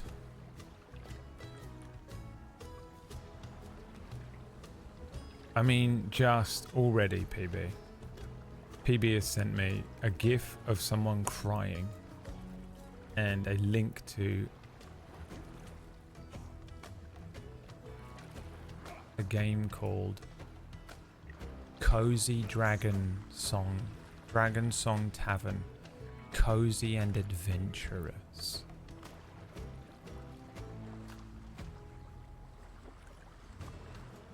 After impulsively buying a seaside tavern, you discover a baby dragon. I mean, who cares? I mean, she's going to have 1,005 hours in the game. Look at how bad this game looks. Oh my... I mean, the worst game you've ever seen. By far the worst game you've ever seen. I mean, just the most. And she's, you know, she's actually crying and screaming. I've already bought it. Dragon Crossing. Just the most PB white woman shit of all time. Alright, we're going to the Fallen Star then. Pleshy brings the skiff to the shore. And with a wave and a goodbye and a ta-ta for now, you find yourselves once again on the shoreline, on the shore side of Badgerbrook West. Let's have some checks. Let's get a check here. Let's roll some dice, baby. Baby girl. Let's have a survival check. You have a +2 to this. Exclamation point. Roll d20 in the chat. Take the second roll.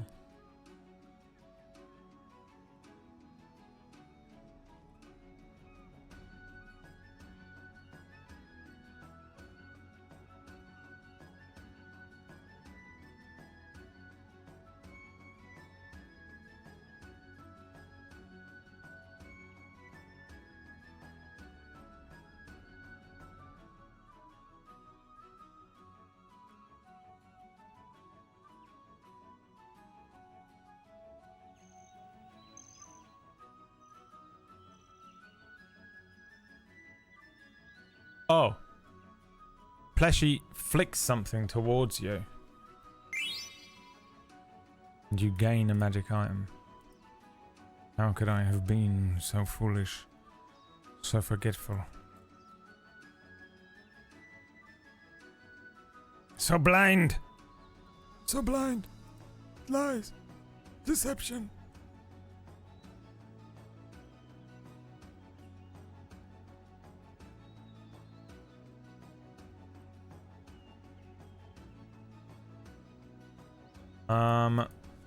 Let's ask ChatGPT. Let me open ChatGPT. ChatGPT. In D&D, what is the closest item to the Silmaril?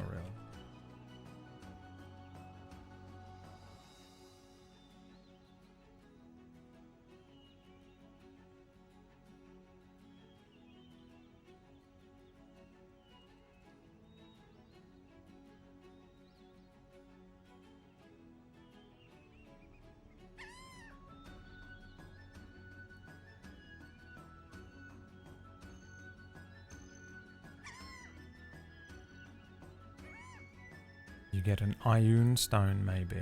Let's see what that does. Does it exist?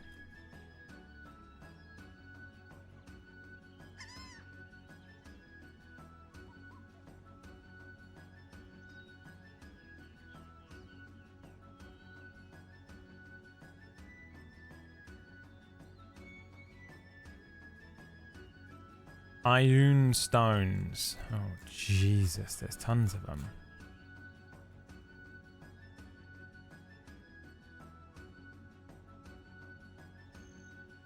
There's 1, 2, 3, 4, 5, 6, 7, 8, 9, 10, 11, 12, 13, 14.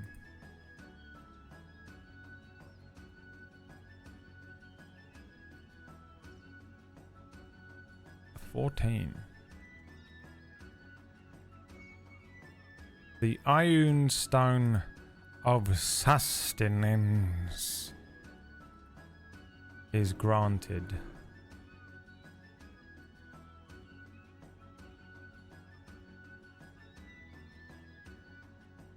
To Lyri by Pleshy, whatever his name was.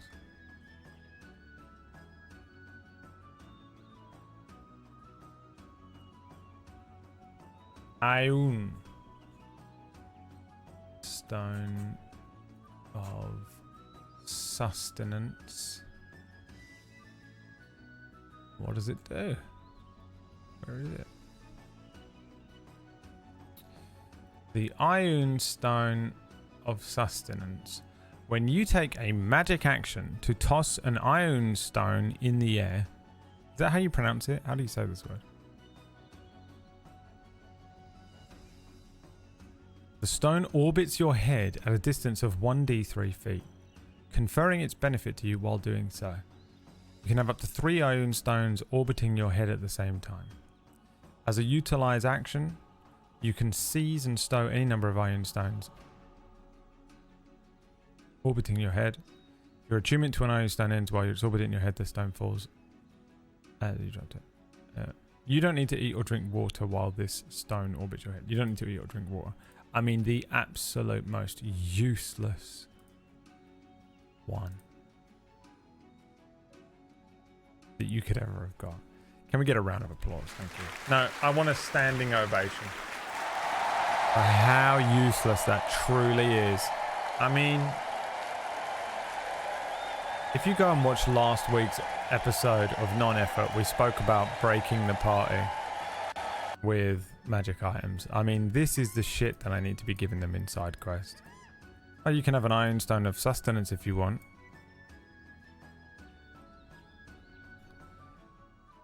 Okay, you no longer... I mean, I will put it... Here's the thing, though.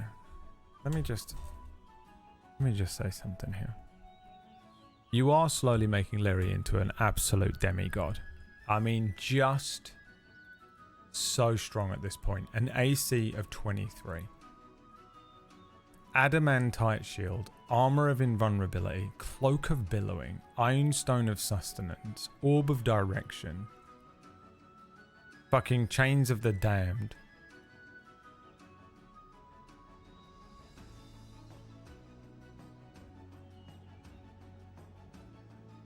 Level 4.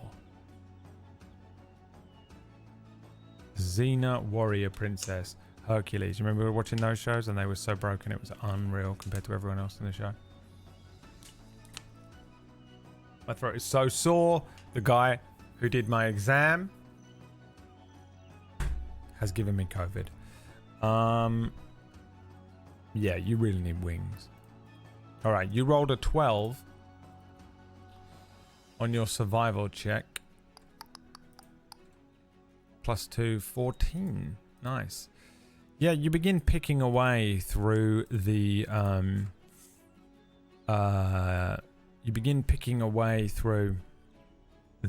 underbrush. You're kind of in a random place and there is no immediate and obvious path. So you have to begin climbing or bouldering up part of the cliff edge here. Again, these are very windswept cliffs on the west coast of Badgerbrook. Let's have an athletics check from chat as well. Just for this one. You have a +1 to this? No. Really? Oh, you're dexterous, not strong. I thought you were much stronger than this. Am I losing my mind? Why did I think you were much stronger? A PB. Fuck off. This is what PB's sending me. Look at my character. Look how cute it is. I can't wait to get my dragon.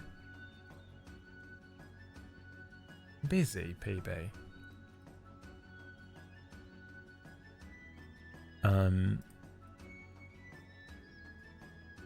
You roll with advantage on athletics. Why? Soldier.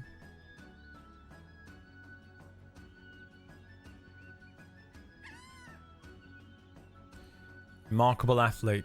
Thanks to your athleticism, you have an advantage on initiative checks and strength athletic checks. Yeah, you do. Alright, we'll take both rolls.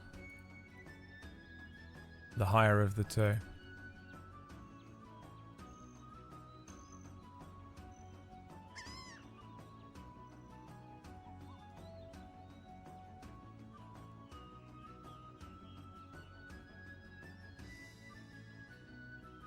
Roll twice, motherfuckers.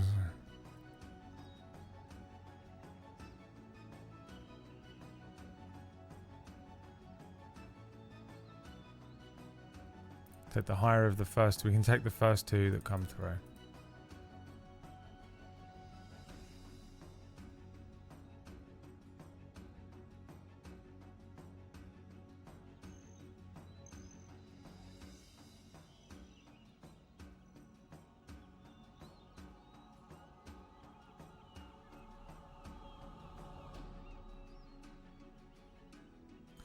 A 15 plus 1, 16.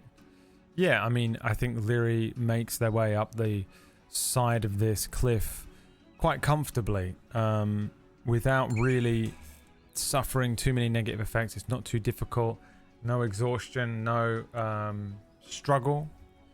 I think Snotflap is just kind of porting his way up to the top with endless misty steps. Lancelot struggling a little more with all that armor on, but the three of them begin bouldering up. Again, they're not climbing a cliff face. They're kind of just moving up a slight incline without the... there's no path, there are no steps. They're just making their way up the cliff face the safest way. Anonymous, thank you so much for the gift subs. Let's spin that wheel and see if anything happens to you on the cliff side here.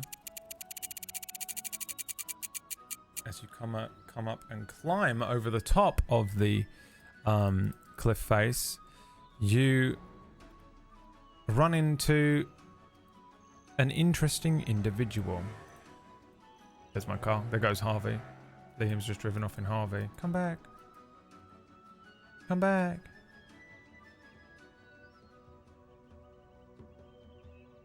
As two hands grip on the side of the cliff face and Lyri lifts themselves up, Lyri suddenly stops and gasps. Two cartoonishly large eyes are looking at Lyri. Long teeth. What are the front two teeth called? Long front teeth. A furry, bushy tail. A squirrel. And the squirrel says, "Hello. My name is Barbara." Lyri, hanging on to the side of the ledge, says, "Hello." I have an offer for you. Hanging on to the side of the cliff. An offer? Yes. Would you like to trade? I would trade for you 1 iron stone in exchange for this mystery box. And grabs a mystery box. Now, what does the mystery box look like, Brad? I'll tell you. It is a box it looks like a classic like birthday present box, but it has been sellotaped over and over and over and over again, and then an awkward, probably second-hand bow has been stuck to the top. On the side, in Sharpie, chicken scratch handwriting, it says Mostery Bix. The squirrel rubs at the top of her head. She is bald. There's a bald spot on the top of her head. But she is wearing a bow tie. It is green. Barbara the squirrel offers you an exchange.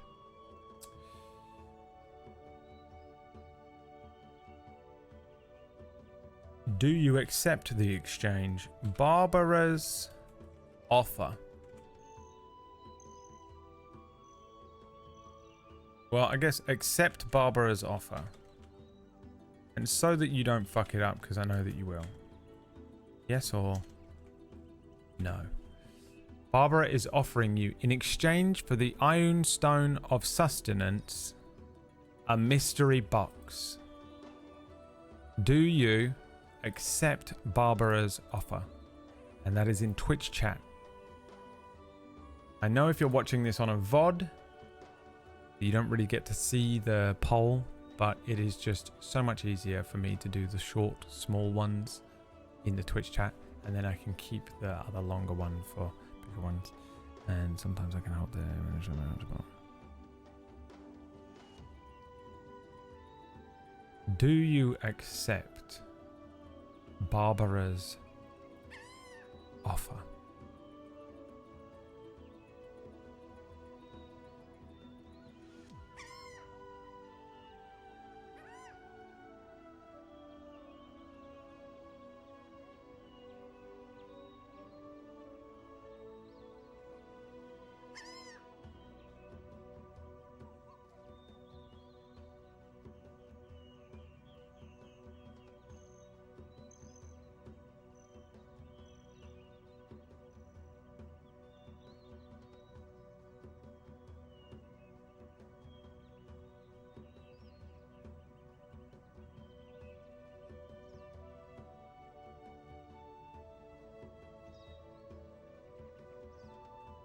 Yes. Leary says, first can I climb up onto the cliffside here? Climbing up onto the cliffside. Snotflap says, I should dinner. Port's behind Barbara, giant teeth open, and Leary says, no. Alright. Just don't eat Barbara the squirrel, please. Oh, come on, I'm hungry. Chat, roll me a d20. Let's see what's inside. Barbara the squirrel's mystery box. Pushing the box, we take the first roll. Pushing the box towards Leary, Barbara says, Here you go. Please, the stone. Leary takes the iron stone, hands it to Barbara, and picks up the box. Barbara says, It is my second most prized possession within that box. Please, take very good care of it. You open the box.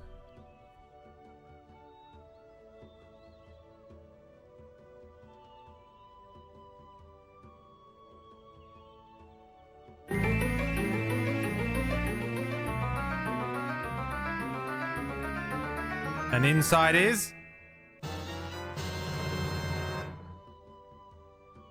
a half-eaten sandwich that never spoils, but tastes worse over time. My most prized possession. Please. You must care for it. Now tell me, are each of you adventurers? Would you be interested in a Side quest. Interested in a side quest? Poll in Twitch chat, 1 minute. Let's get on this sheet here while you vote on that. We're going to go ahead and we're going to remove the Ioun Stone of Sustenance. Now, guys, please tell me you watched the last episode of Non-Effort. I just want to show you what fucking brilliant GMing looks like. I just took a powerful item off of you, and in exchange you get a half-eaten sandwich. So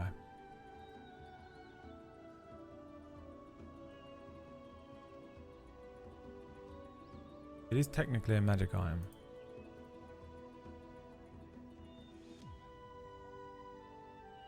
Never spoils, tastes worse over time.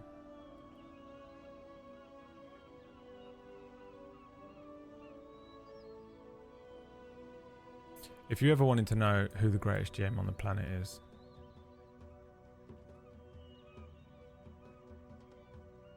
it's probably Matt Mercer.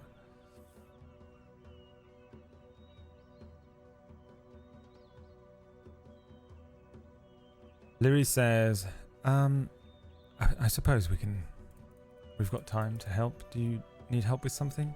Yes. I have lost my most prized possession.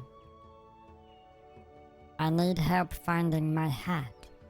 For you see, I have become bald. And I need you to find my hat for me.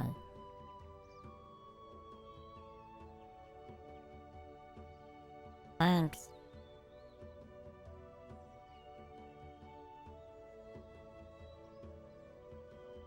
What does Leary do?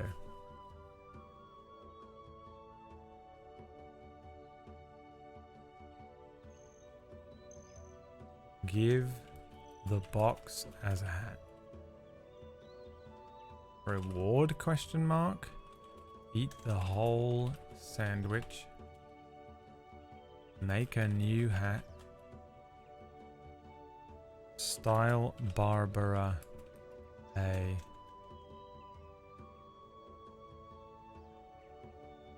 comb over. That's what I've got.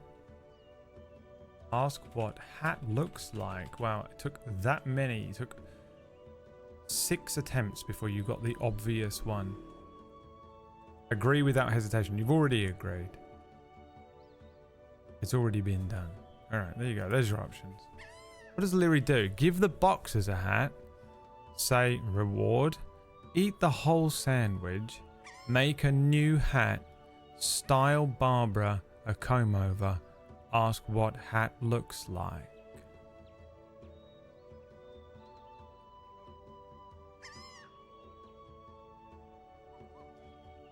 Maybe if she sent me another... Oh my god, she sent me another picture.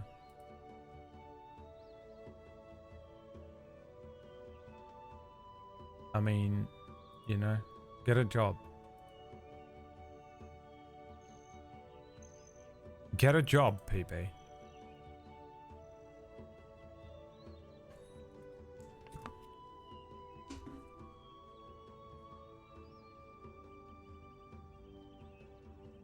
Ask what hat looks like. Leary says, what hat looks like? Well, it looks like the top of an acorn, the bit that you don't store and eat. I believe the word is cupule. And that's the first time I've ever said that word out loud. And it sounds weird to say and like it's wrong, but I think the word is cupule.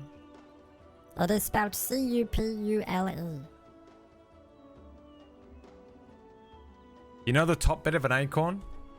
That's what Barbara wears as a hat.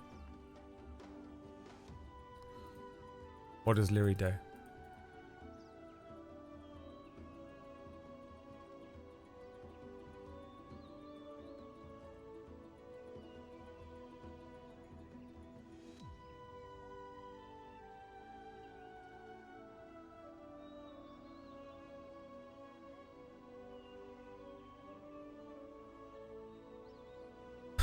Reward? Question mark? You're the worst player at the table, Lolly, just so you know, by the way. Ask when Barbara... You're Orcish. Is this Orcish? That's Orcish's alt because he's banned in here. Ask when Barbara last had the hat. Where have you last seen it? Same thing. Where did you lose it? Same thing. Who do I pay to get fan art of Barbara? That's a good point. Who in here can draw? There's a couple of artists that hang out sometimes. Cut the box to make it look like a cupule. Ask if one that looks similar is okay. I'm just curious. No, you are the worst player at the table. You're the Orcish of this side quest. Is this hat special? What about it you like? And there you go. There's your options. There's your options. I'm just orking.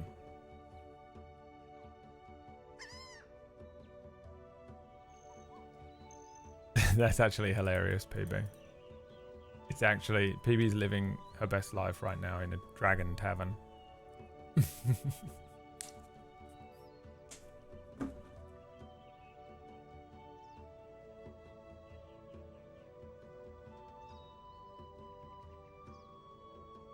My dream. It has come true. Finally, Mr. Murdoch. I slipped into Fisk there. Ooh. What? Live on stream? You're on the wrong website. You're on the Wang website. Welcome to the Wang website. Ask when Barbara last had the hat. When did you last have the hat? Leary says to Barbara. Oh, I wore it this morning when I went over to the acorn tree. Points to a nearby, singular, standing acorn tree. What does Leary do now?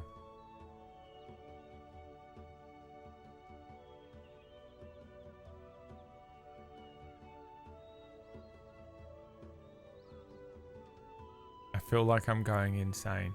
What's the matter with you? look for the hat. Check if he's hiding something. Ask if the tree ever attacks things. Offer Babs to hop on shoulder and come with so we can find it. Does it have anything on it that distinguishes it? That's how I spelled it in my head. Anyone else do that sometimes? Hey, anyone else do that, by the way? When you're trying to, sometimes when you're like trying to write a word out and you're not too sure how it's spelled, you say it out phonetically because words don't make sense in English a lot. beautiful, you know? Or am I just dyslexic? Look at the tree and see if there's anything wrong with it, bars. There you go, there's your options. Let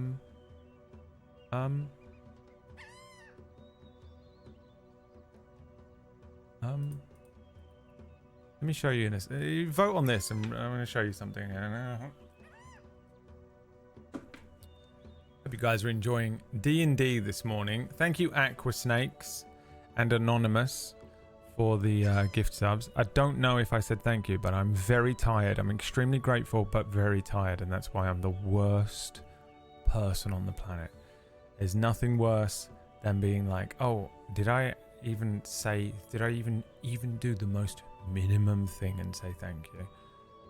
Well, the most minimum thing is say thank you. The most maximum thing is providing you with the best D&D game this side of SideQuest. So you're welcome.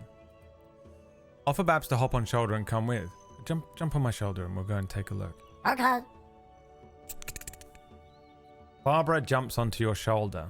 The squirrel sort of sits comfortably on the armor, in between, sort of resting the bushy tail on the quiver. Let's just have you go and look at this fucking acorn tree, shall we? Because you guys are so scared of everything. Will the I'm sorry, just sweating. Is the tree going to fucking kill us? I can't go and look at it. I'm so scared right now. I've shit myself. I mean, D&D players, you know. So I get it. Don't get me wrong. I so get it when you're on that side. But it's so funny when you're a GM and you're like, I should just do an innocent scene. You're saying this to yourself. We'll do an innocent little scene. You meet a squirrel. It's been a lot of combat and stuff. You meet a fucking squirrel. And it wants you to help it find a hat. You know? D&D players. Tie the fucking squirrel to an electric chair and get the answers out of it. It's not a squirrel, I'm telling you. It's a vampire. No, it's a mimic. It's a mimic. It's trying to get us to check that fucking tree. It's an awakened tree. It's gonna kill us. I mean, just the most D&D thing of all time. Now, let me quickly show you what PB just sent me, first of all. Here's the opening part of the game that she's playing. PB, a little tavern by the coast has been my dream forever, and now it's real. I can't believe it. I mean, literally actual PB. But then the next thing she sent me with no context was...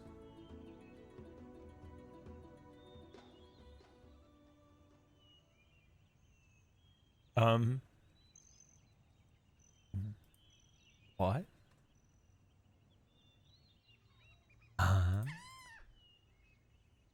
The acorn tree. A great and towering acorn tree is presented before you. It stands atop the cliff, overlooking the ocean. The wind gently swaying its leaves as a single acorn falls. With a light thud, it hits the ground and rolls into a pile of other acorns. Hundreds, nay, tens of acorns litter the ground, There are no other acorn trees in this area. What does Leary do?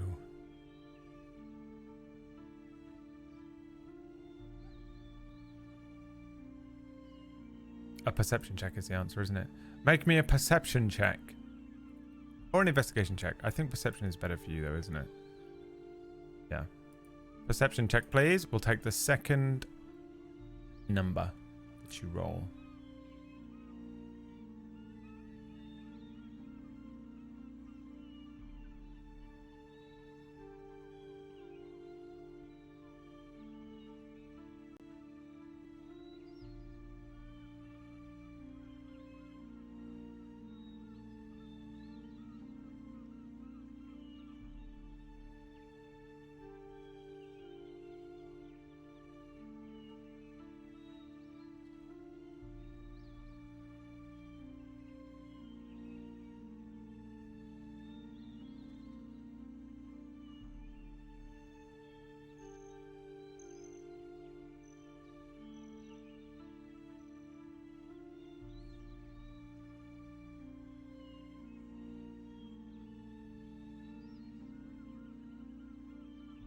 A 12?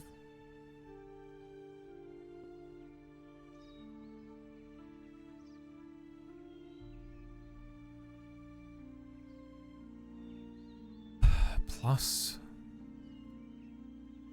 4. There are many cupules on the ground. Every single one of them is the same size and shape. Some of them still attached to acorns, some of them with the acorns missing. Hundreds. No. Tens.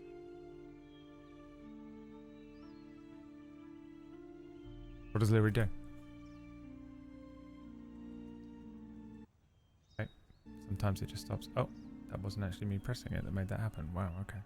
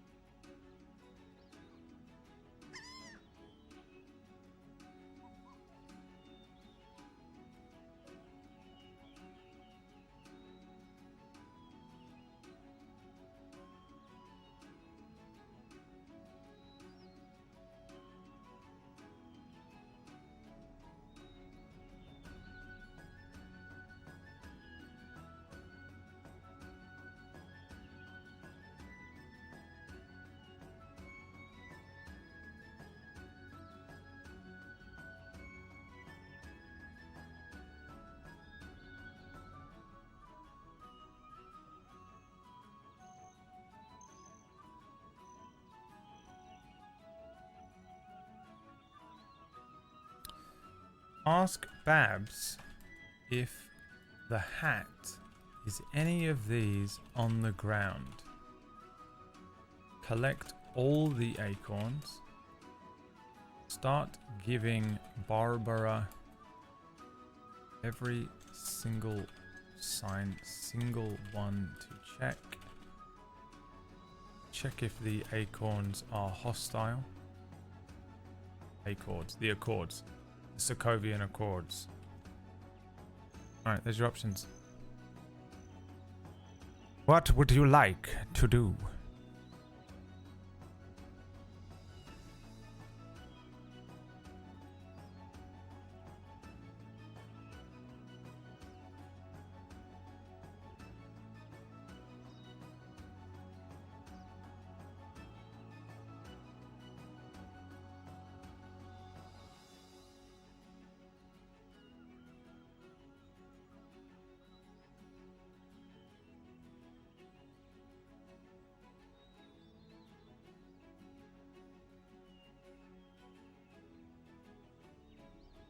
Ask Babs if the hat is any of these on the ground. Are any of these cupules the hat that you lost? Barbara says, Yes, it's that one. Leary picks it up and hands it to Barbara.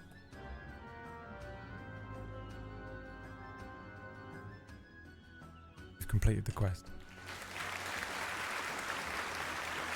You get 50 XP.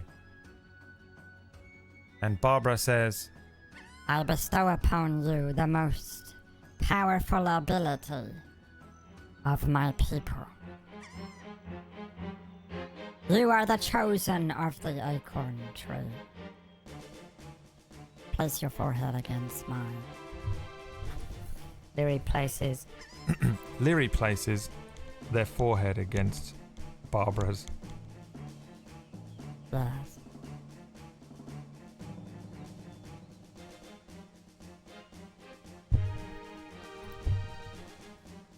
Take the most powerful ability that my people have to offer.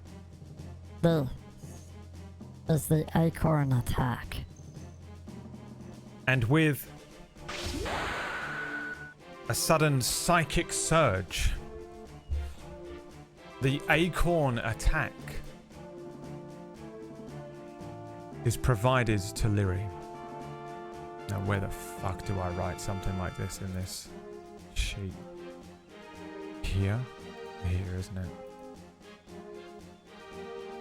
A feature? Acorn attack. Description. This attack cannot miss. It will always deal a guaranteed 1 hit point of damage, regardless of resistances or invulnerabilities.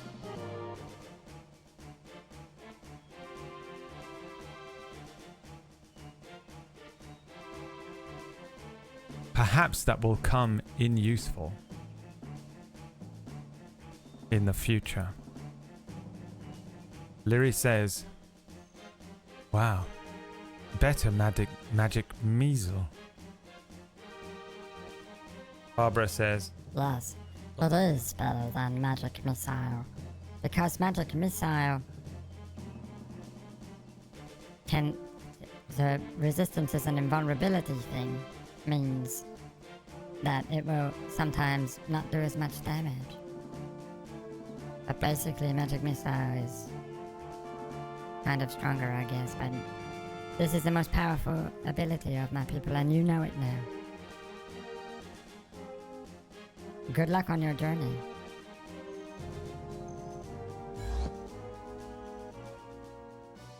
Barbara teleports away.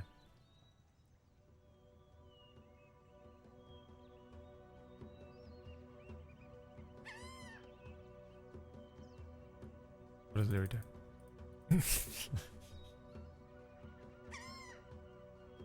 Fuck you, this is still better than your D&D campaign. Get out of here.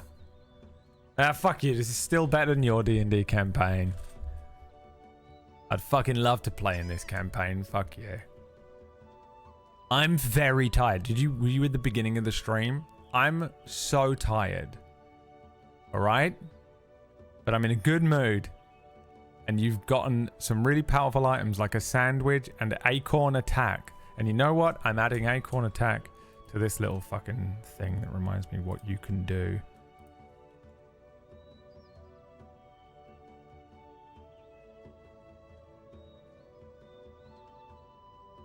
Acorn attack cannot miss 1 HP damage.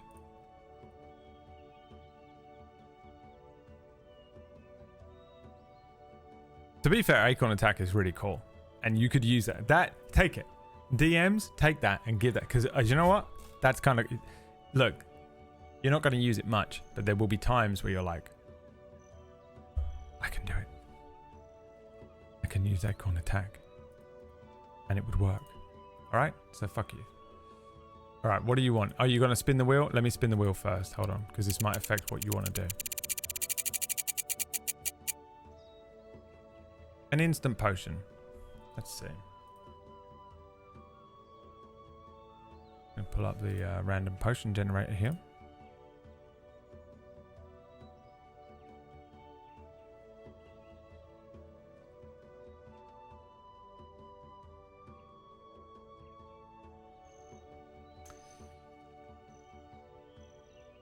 The spell wind blows.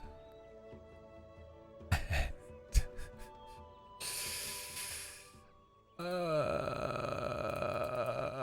don't even want to.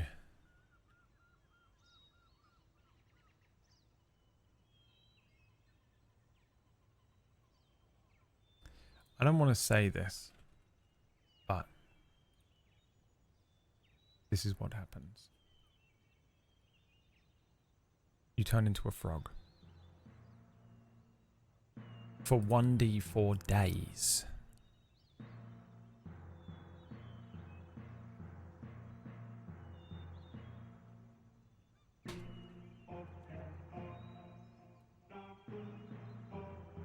The very moment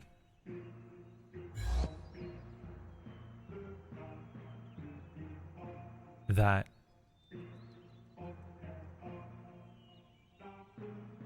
Barbara disappears, forgot the name of the creature, this happens. And I'm gonna pull up a frog. Frog? Frog. This is you now. And these are your stats. You have 1 HP, 11 AC, -5 strength, +1 dex, -1 con, -5 int, -1 whiz, -4 charisma.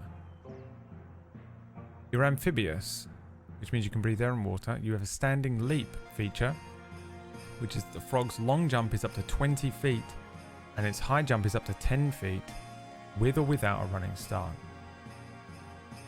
You have a bite attack.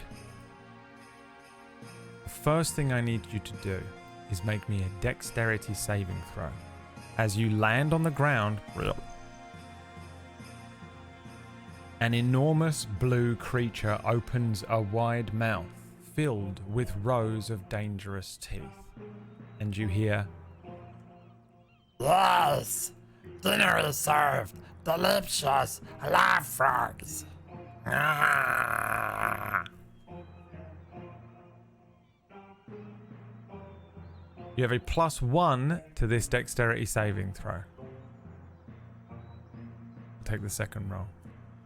Good luck and Godspeed.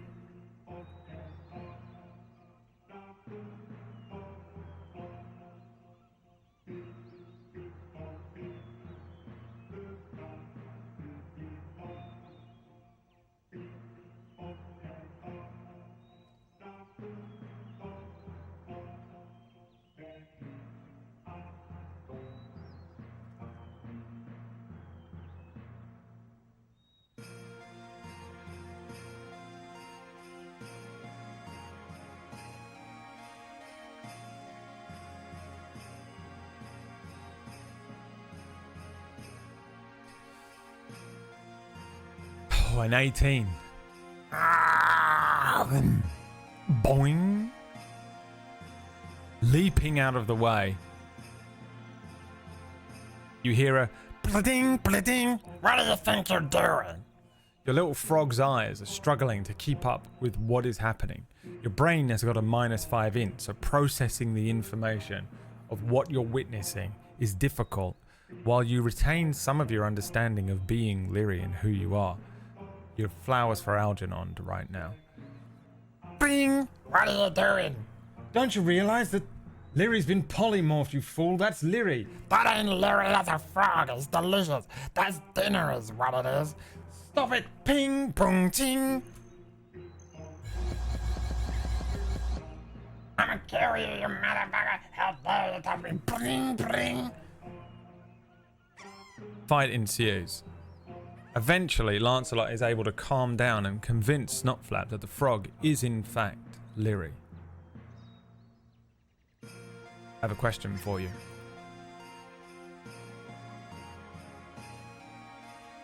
Continue the quest to the Fallen Star as a frog. Yes. No. What?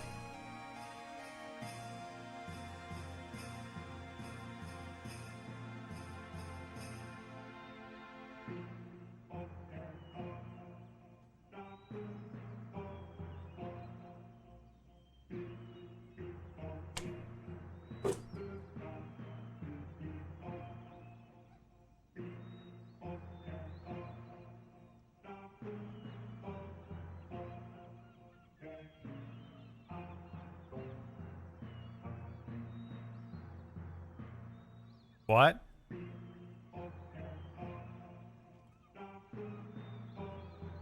Would you like to continue the quest to the fallen star as a frog?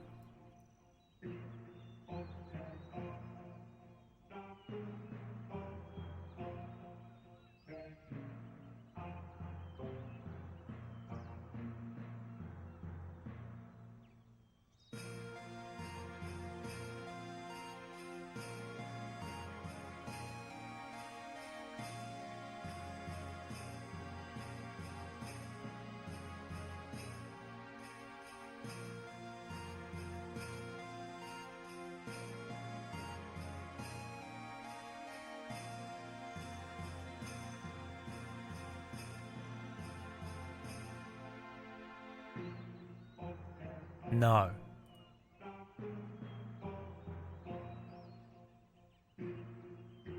Are you sure?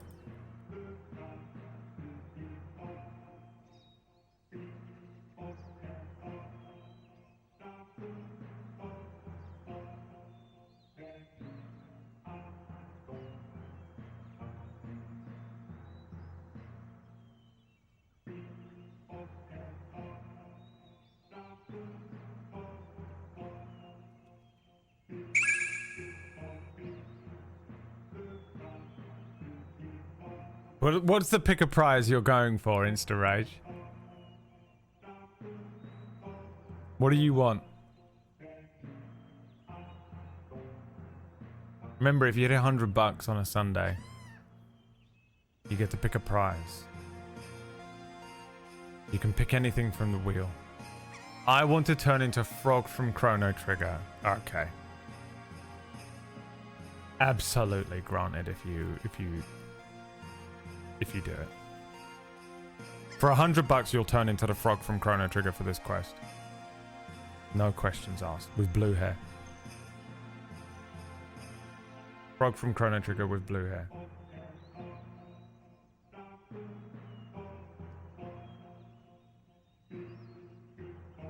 Are you sure? No.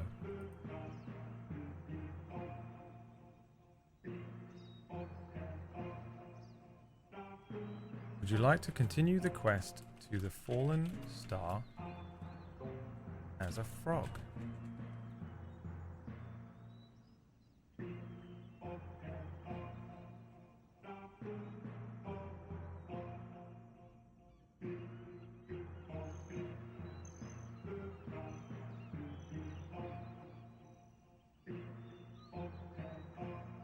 Well, it worked. Frog. Frog. Is that how you spell frog? In your damn backwards ass country? Shadow? Or are you just being playful and churlish? Thanks for the $25, both of you. Appreciate. That's going towards fuel in my new Lexus. I'm a Lexus driver now, so I get to look down upon you. Playful and silly. I'm being playful and silly. Shadow right now. I'm just playful and... Shadow twirling his hair. I'm just being playful and silly. This feels like an intrusive thought in Frog's brain. Would you like to continue the quest as Frog? Yes, you've decided now. Are you double sure? Yes. No.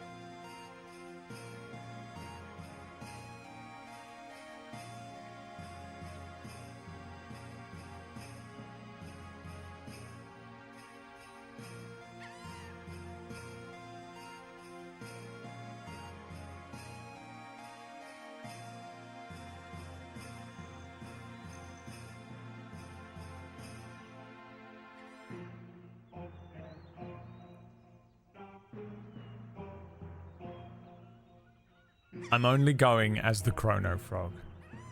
Like an old PS1 JRPG or a Zelda game. Being asked. Yes? No. Okay. No. Right? You doing this on purpose? Would you like to continue the quest as a frog? Yes? No. I mean, just trying to make me keep having to write that. You know?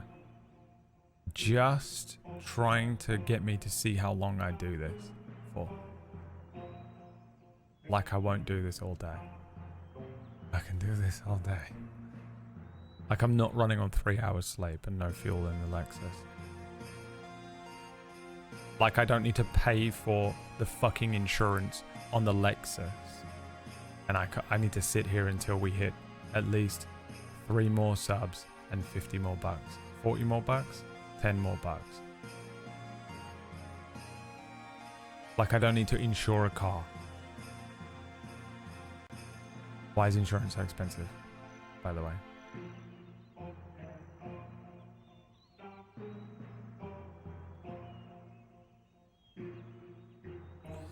Would you like to continue the quest as a frog? Yes. Frog.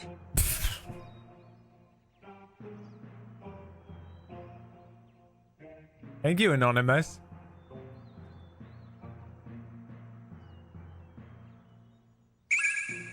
Are you fucking sure? Frog, please. Ah! Overpaid. Bubu, overpaid. Now you can almost get another pick a prize.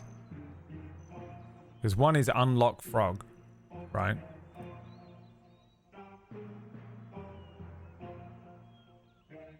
And the other one is just a normal prize. Normal pick a prize.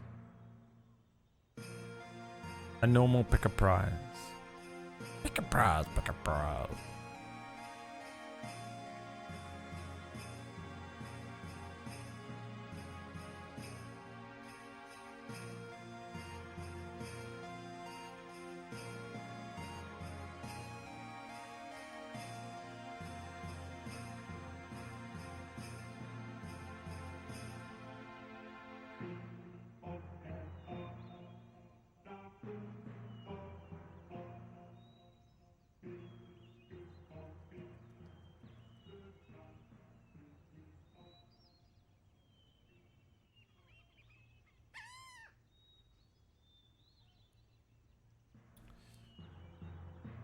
Are you fucking sure?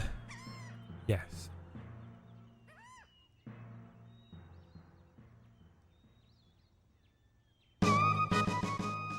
Suddenly. Suddenly.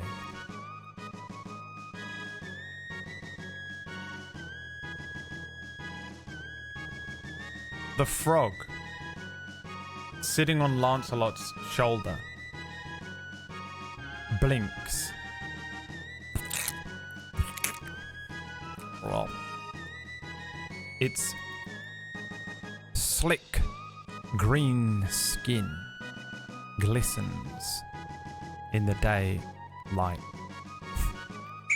Descriptive genius, Brad Wower. For all you petrol needs, let Harvey roam. Congratulations on your new, excellent vehicle. Nice. Blessings, L. Thank you, Al.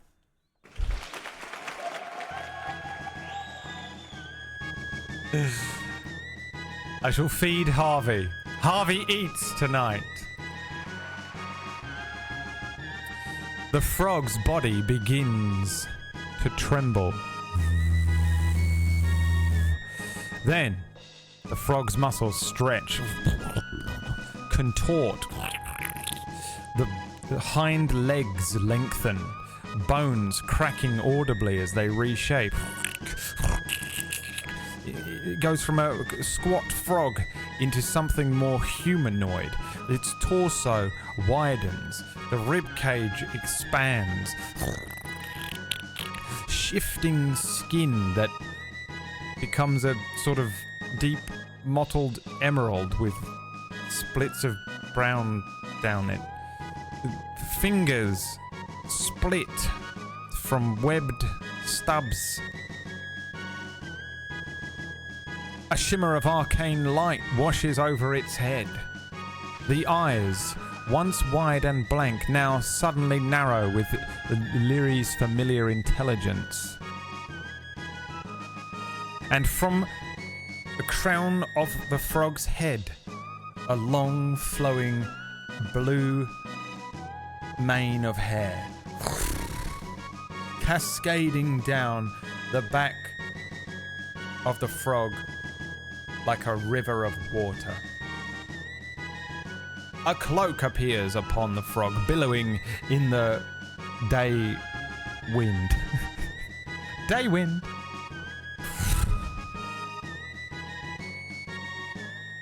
And also a blade appears upon its side. The transformation complete. Lyri stands upright, no longer the simple frog on the shoulder of a paladin, but a noble, fierce warrior. And for the upcoming quest, you will do it as a frog. Braid, what is it? What is the upcoming quest? Tell us what it is, Braid. Let's see what this song sounds like. Lancelot has carried you towards the fallen star. A full day and night have passed since you had transformed into a frog. Time twisted and strange in your beastly form. Coming to the realization that you had been a frog for all of this time, Lancelot explains that you have come close to, but not into, the area of the fallen star. Atop a wind-scoured cliff,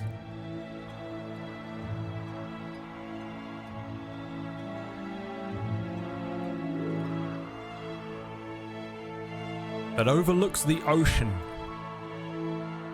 You see it now. The fallen star. A crater at the top of the cliff where something ancient once, a long, long time ago, fell from the sky.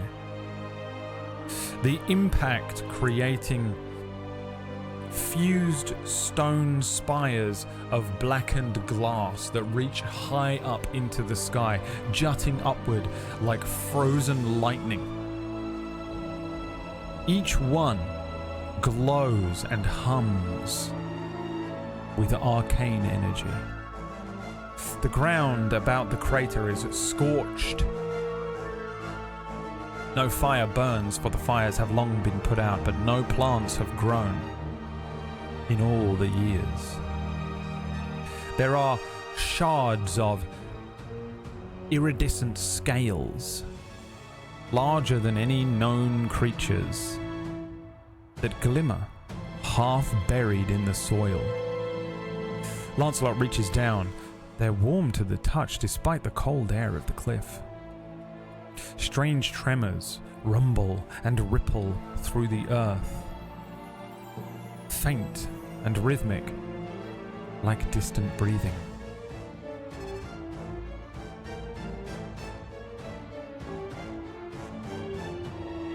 Long ago, they say, a dragon rested here. Some say it was defeated, some say that it never truly died. Some say it's no dragon at all, but an alien. Something aberrant and different. And that it slumbers beneath the craters, beneath the stone, beneath the glass, dreaming endlessly. We kind of have to end there, don't we?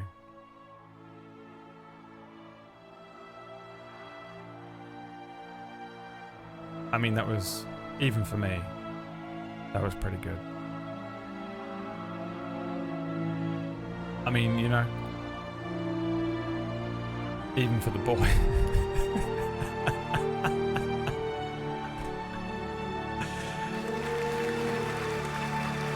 You've arrived at the next side quest. Side quest. The Fallen Star. Thank you so much for watching the stream. Let's make some notes here. Let's make some notes for what the hell happened here today, so that I remember for next week. You're at the Fallen Star. They say what lives underneath is either an alien or a dragon, that it may have been killed or it might not have been. You are currently a frog from Chrono Trigger. And it is in a giant crater, which is basically one of the things from Final Fantasy 16 with all the glass coming up out of it. You know? A Final Fantasy 16.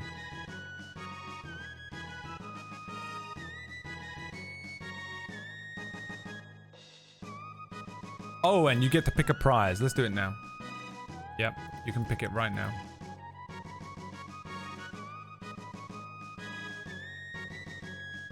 Pick a prize. What a banger track, by the way. How did they get Chrono Trigger so right? Item, next roll 20, quad vantage, wild magic, wish granted. You don't need a long spin for companion. Merchant, gold, potion, roll, magic item, 10% boost to Diablos, level up companion. Bling, bling, bling, bling, bling, bling, bling. Thank you so much, Rabbit Abs, for coming in with the 46-monther. Enjoy your drive. I will. I love it so much. I'm having so much fun driving around in Harvey, and Harvey will feast. I'll get some of that premium petrol. I'll get the premium shit on behalf of Jaeger, Bubu, Anonymous, Shadow, Garuda. Insta Rage, and Shadow Garuda. The most Final Fantasy 16 thing I've ever described. That was what I was trying to describe, was one of those Final Fantasy 16 locations. They were so beautiful in that game. I loved it so much.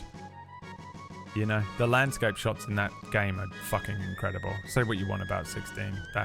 The giant great... What were they called, those sites? The big sites of power. Unreal, dude. Unbelievably cool looking. That's what you're at right now. Of course you are. Where else could you possibly be? Wish granted. What do you want? What's your wish? Mother crystals. Yes, thank you. Lyri gains wings. Remain in froggy form forever. We can turn frog form on, off. Flying broom, just to piss off PB. Oh my god, the half-eaten sandwich. If you put power into it, it will become the full sandwich. I just realized. The half-eaten sandwich becomes a full ham and cheese sandwich, regenerating and always delicious. More wishes?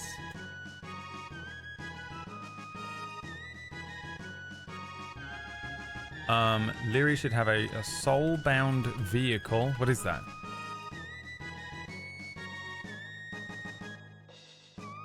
New BBEG is Wax Steven. Yeah, those will do. There you go. Wish granted. What do you want?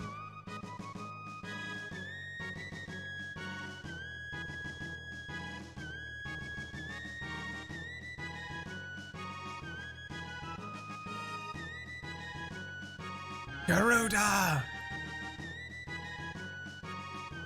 In case she teleports it back away. Oh, so yeah, she can summon it like with the swords that like Battle Masters can summon. Not Battle Masters. Eldritch Knights.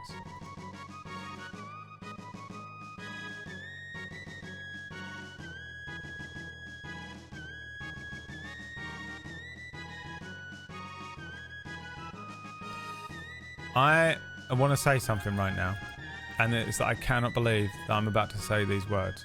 I genuinely respect the choice that you've picked.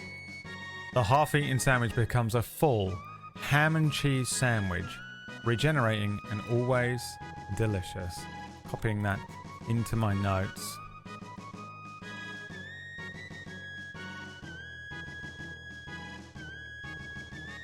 You've done it. You've earned Father's love. And with that,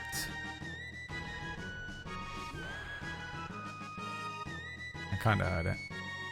The magic of the spell wind blows once again, and the half-eaten sandwich that tastes disgusting. It tastes more disgusting with the longer it lasts or whatever. Becomes a full ham and cheese sandwich which regenerates endlessly and is always delicious. My God, it's beautiful.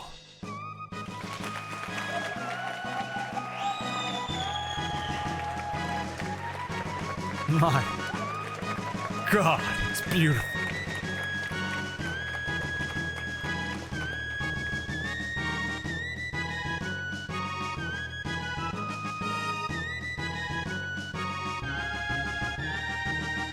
One more prize. Oh, for fuck's sake, you got another one?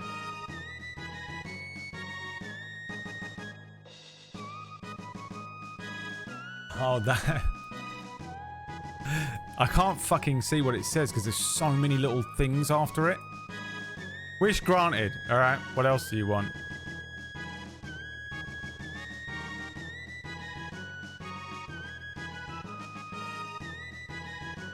Add one more. Add one more wish. You know what? I'm going to put the word Garuda. Garuda summon. There you go. Expedition 33 for the next hour. Too late. I can't do an hour of it, it'll kill me. I won't be able to just play it for 1 hour, that's disgusting. Just have one small bit of heroin. Exactly, yeah, the fucking trick, you know? A heroin dealer. A heroin dealer in the chat room.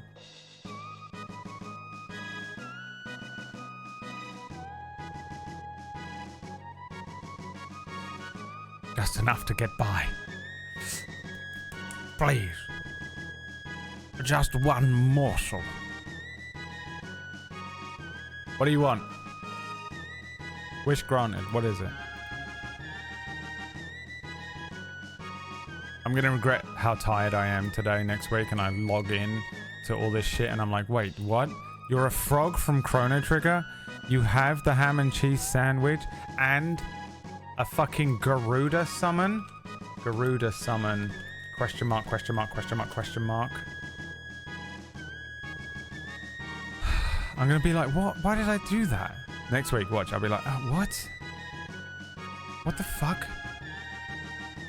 You know when you're tired and you're like, you make fucking weird decisions the next day, you're like, why did I do that to myself?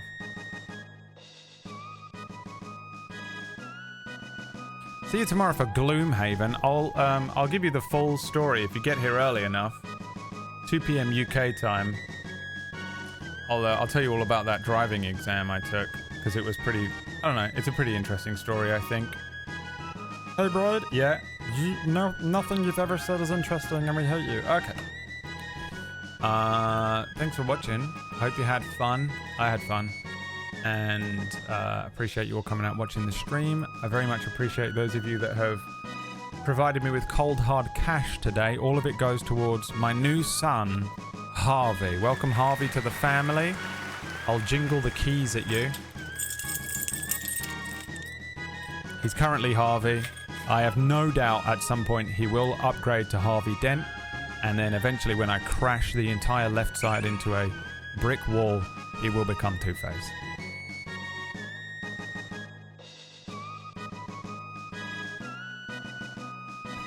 Have a wonderful rest of your Sunday. Don't forget to tune into Table Story tonight for a little drop of blood with Deathless. And I'll see you tomorrow in Gloomhaven with the boys. Bye. Thanks, Cold War Nerd. Bye.